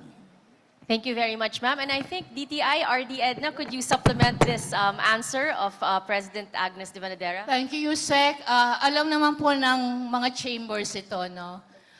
We are doing initiative to really link our SMEs inside Clark. In fact, we're doing coordination with Clark locators, We're bidding on the big brother, small brother concept of linkage sana. But tama po si President, we're now working on if we can put up a showcase of SMEs products in the airport. Maybe we can look at that. That's an initiative that we have done in the past, but it was only the Deco Central that was implemented. But in terms of SMEs and Clark, we're now moving towards if we can tap the CSRs of these export companies also. We're moving that to really link you to the locators. So we're now moving on this, but we still have to finalize, so maybe the mechanism and how we can possibly link. Because these are exporters and maybe through their CSRs, no? The green SMEs that we wanted to link with CDC locators so that they can expand more on doing products on the green SMEs. We're now building green SMEs because we're supporting climate change and working on how we can possibly work to strengthen further agriculture and food sustainability. So I'm looking at the aviation, maybe the Clark Airport or Lipad to kindly consider, kasi this is the work of now the initiative of our dear secretary for a linkage with aviation and the airports and the countryside to really put a place other than the B2B marketplace. Physically, we wanted to consider also the airports in promoting the products of our local SMEs. Thank you. Thank you. May pahabol pa po si May ma'am. pahabol ako kasi this is something that I've been trying to get the SMEs get mainstreamed in Clark.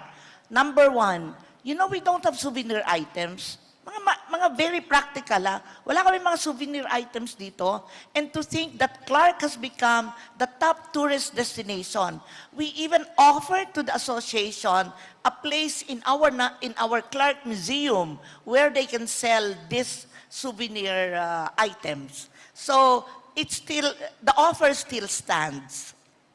Okay, so there's a lot of opportunities. We have time for one more question. And, sorry, sir. He just raised his hand first, and then final question po.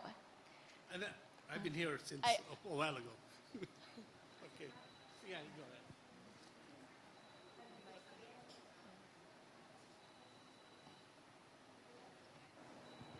And then kayo po, sir.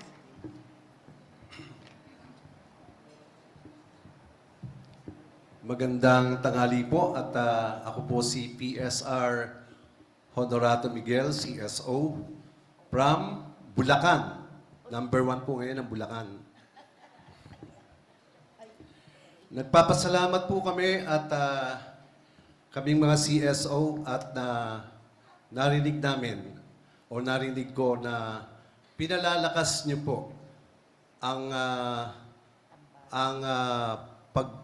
pagkinakatawan ng CSO sa ating gobyerno. Tulad po ng narinig ko sa bagong Procurement Act, palalakasin niyo yung CSO doon. At sana, hindi lang po sila observer, kundi kahit paano nagsasalita rin po sila. Kasi observer lang po sila eh. At saka nagre-report sila doon sa ahensya na kinauukulan po nila. Sana obligado silang mag-report para po yung check and balance ay makuha po natin. Salamat po at pinalalakas nyo. And then, palakasin pa ho natin. Marami pa ho, mga ahensya ng government lahat, pati GOCCs natin. Lagyan po natin ng mga CSO at i-upgrade natin yung magiging tungkulin po nila doon. Para maging kapakinabang po sila sa participatory government o check and balance. Ano po?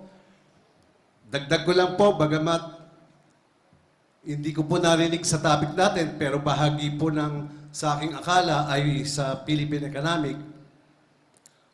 Kumusta na po sa ngayon ang ating yung pinagtibay lang ng Pangulo na Maharlika Fund Act. Sa ngayon po, kumusta na po ang Maharlika Fund Act? Thank you Salamat so po. much po. So after the press conference and after lunch, we are going to have a full-blown CSO dialogue po, where all of the CSOs here, I believe, have been invited, and we will be able to have group discussions on the issues that the CSOs would like to raise with our economic managers. And we'd also like to assure si Sir here that as part of the Philippine Open Government Partnership, we're doing everything that we can to ensure that our CSOs have greater participation po in our processes. Thank you, sir. And for our final question po for today. Yes, I'm Dr. Frankie Villanueva, and I represent allocators and investors of Clark. Now, as mentioned, we would like, as investors, we'd like to support MSMEs. We'd like them to be part of the global value chain. But the problem that we're encountering right now is with the Revenue Regulation number 9 of BIR, which states when it comes to B2B transactions between RBEs and local players, what happens is the RBE is accountable for the BAT remittance to BIR. However, it is the other party who is supposed to give it to BIR. So nagkakaproblema yan. Kung hindi nag-remit yun, kami ho sasagot. Since we're accountable for it, can we just make it na kami na lang ho magre-remit so we avoid that problem? Thank you very much. And this is where I'd like to ask for the support of DTI, BCDA, and CDC to work with the BIR through the Department of Finance to try to review this revenue regulation that is causing a lot of confusion with the locators right now. That's all. Thank you very much. Thank you very much, sir. With the president of BCDA? Or DTI? DTI na lang po. Thank Yes, you, po, DTI. Sir Frank. In fact, I am inviting BIR as part of the member of the Regional SMED Council. We have written to them, but nevertheless, wala pa ho kaming sagot sa representation nila sa council. Kasi I see the point of inviting them kasi these are the SMEs and they have a lot of concerns. Maybe we can again follow up if we can try to invite them to be a member of the Regional SMED Council. So meron pong initiative on that part. Thank you. Thank you very much. And Clark would also like to respond. I will just inform everybody that CDC has written its position paper on the Revenue Regulation 9-2025. We have submitted that to the Department of Finance and to all other agencies. Siguro malapit na yung sagot. Thank you. Thank you po. And so on that note, we'd like to once again thank our panelists. It's so wonderful to see Region 3 as a thriving hub, and we look forward to seeing this region blossoming as we propel and stay on track with our agenda for prosperity. Thank you very much. And now may we invite our panelists.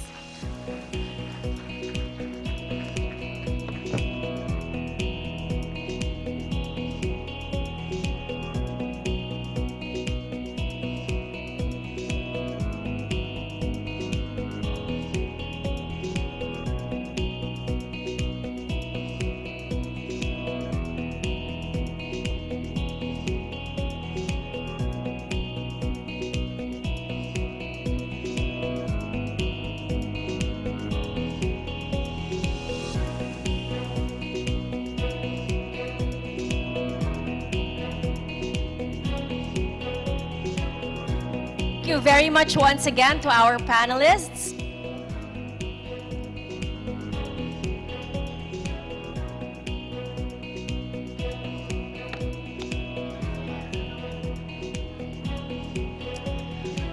Before we close the Philippine Economic Briefing, we are so honored to have with us no less than a member of the Monetary Board of the Bangko Sentral ng Pilipinas. So to conclude today's Philippine Economic Briefing, may we call to the stage Monetary Board member Jose Kerubin.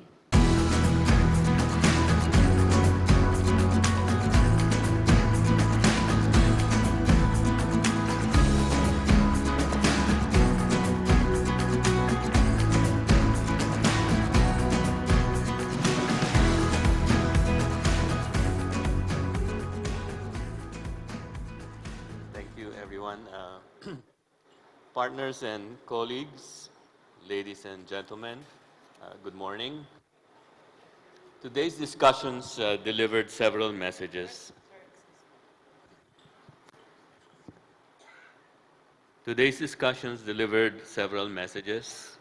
All clear messages on the sentiment of the Clark community.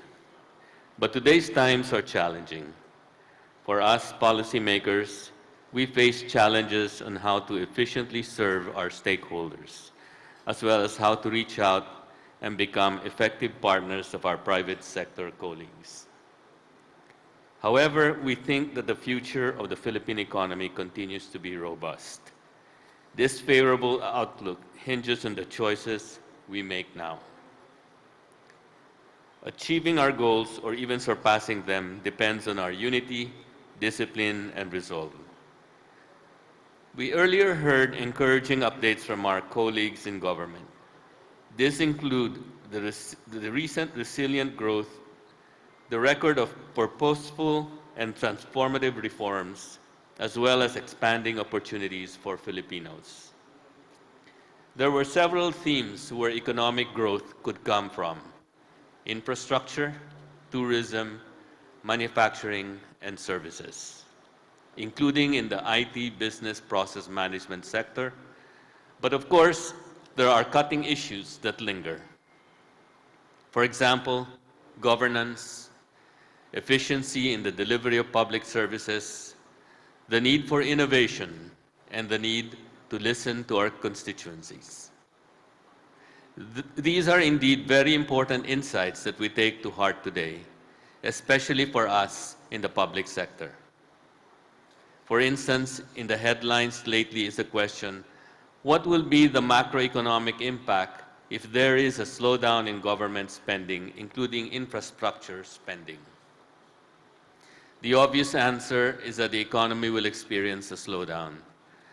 But if we reduce a portion of this spending and make it more efficient, more purposeful, and more productive, directed to the right places and to the right activities, then we can probably get more output growth from the same activities.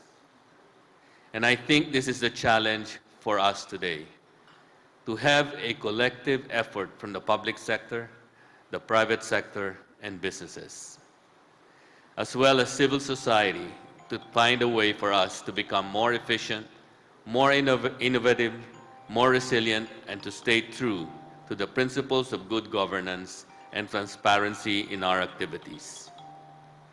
At the same time, we at the public sector will stay true to the principles of good governance and transparency and accountability in our activities. I believe the messages and insights we gained this morning will be very important as we move forward as a nation.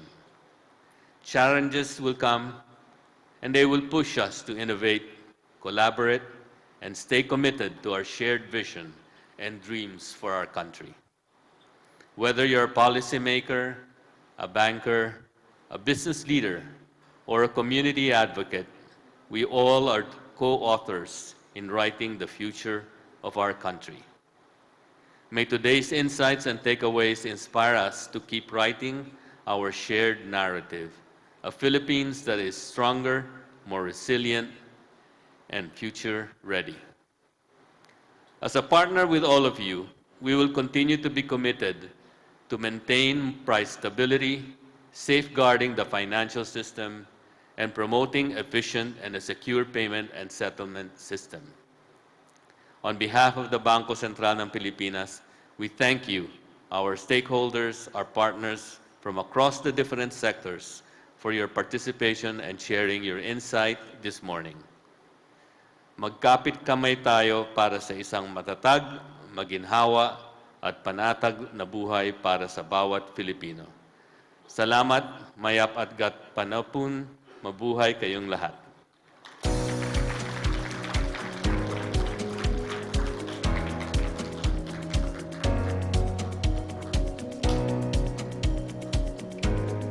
Thank you very much, Monetary Board Member Jose Carabin. And that concludes our program, but before we sign off, could we please invite everyone to please stand up and move as close to the front as possible? Can we invite our photographers to go to the stage for our Philippine Economic Briefing Clark Leg Groovy?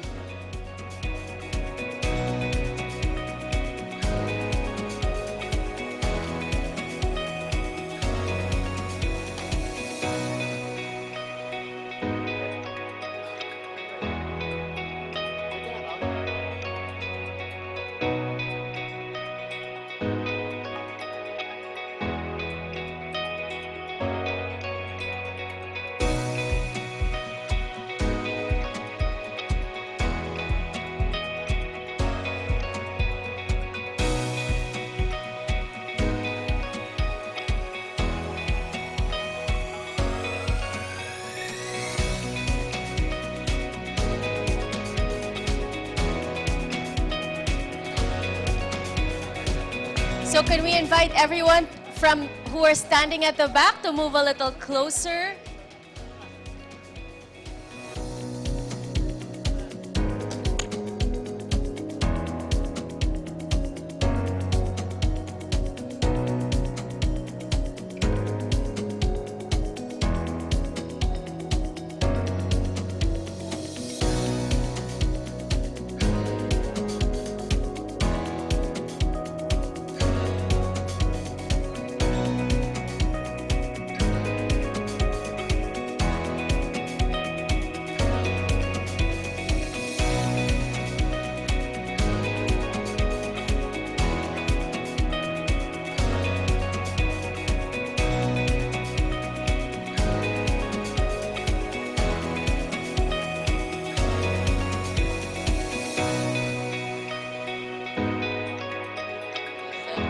So thank you very much, everyone. And that concludes the Philippine Economic Briefing Clark.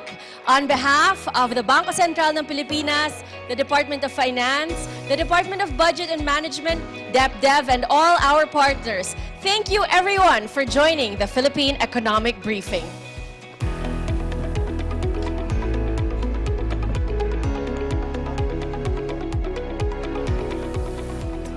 Ladies and gentlemen, this concludes the 2025 Philippine Economic Briefing here in Clark. We sincerely thank our distinguished speakers and panelists for sharing their expertise and valuable perspectives, and we hope today's discussions have been both insightful and meaningful. The press conference will follow shortly at Meeting Room 1, Grand Ballroom, ground floor, Hilton Clark Sun Valley Resort. For now, please enjoy your lunch, everybody, and thank you very much.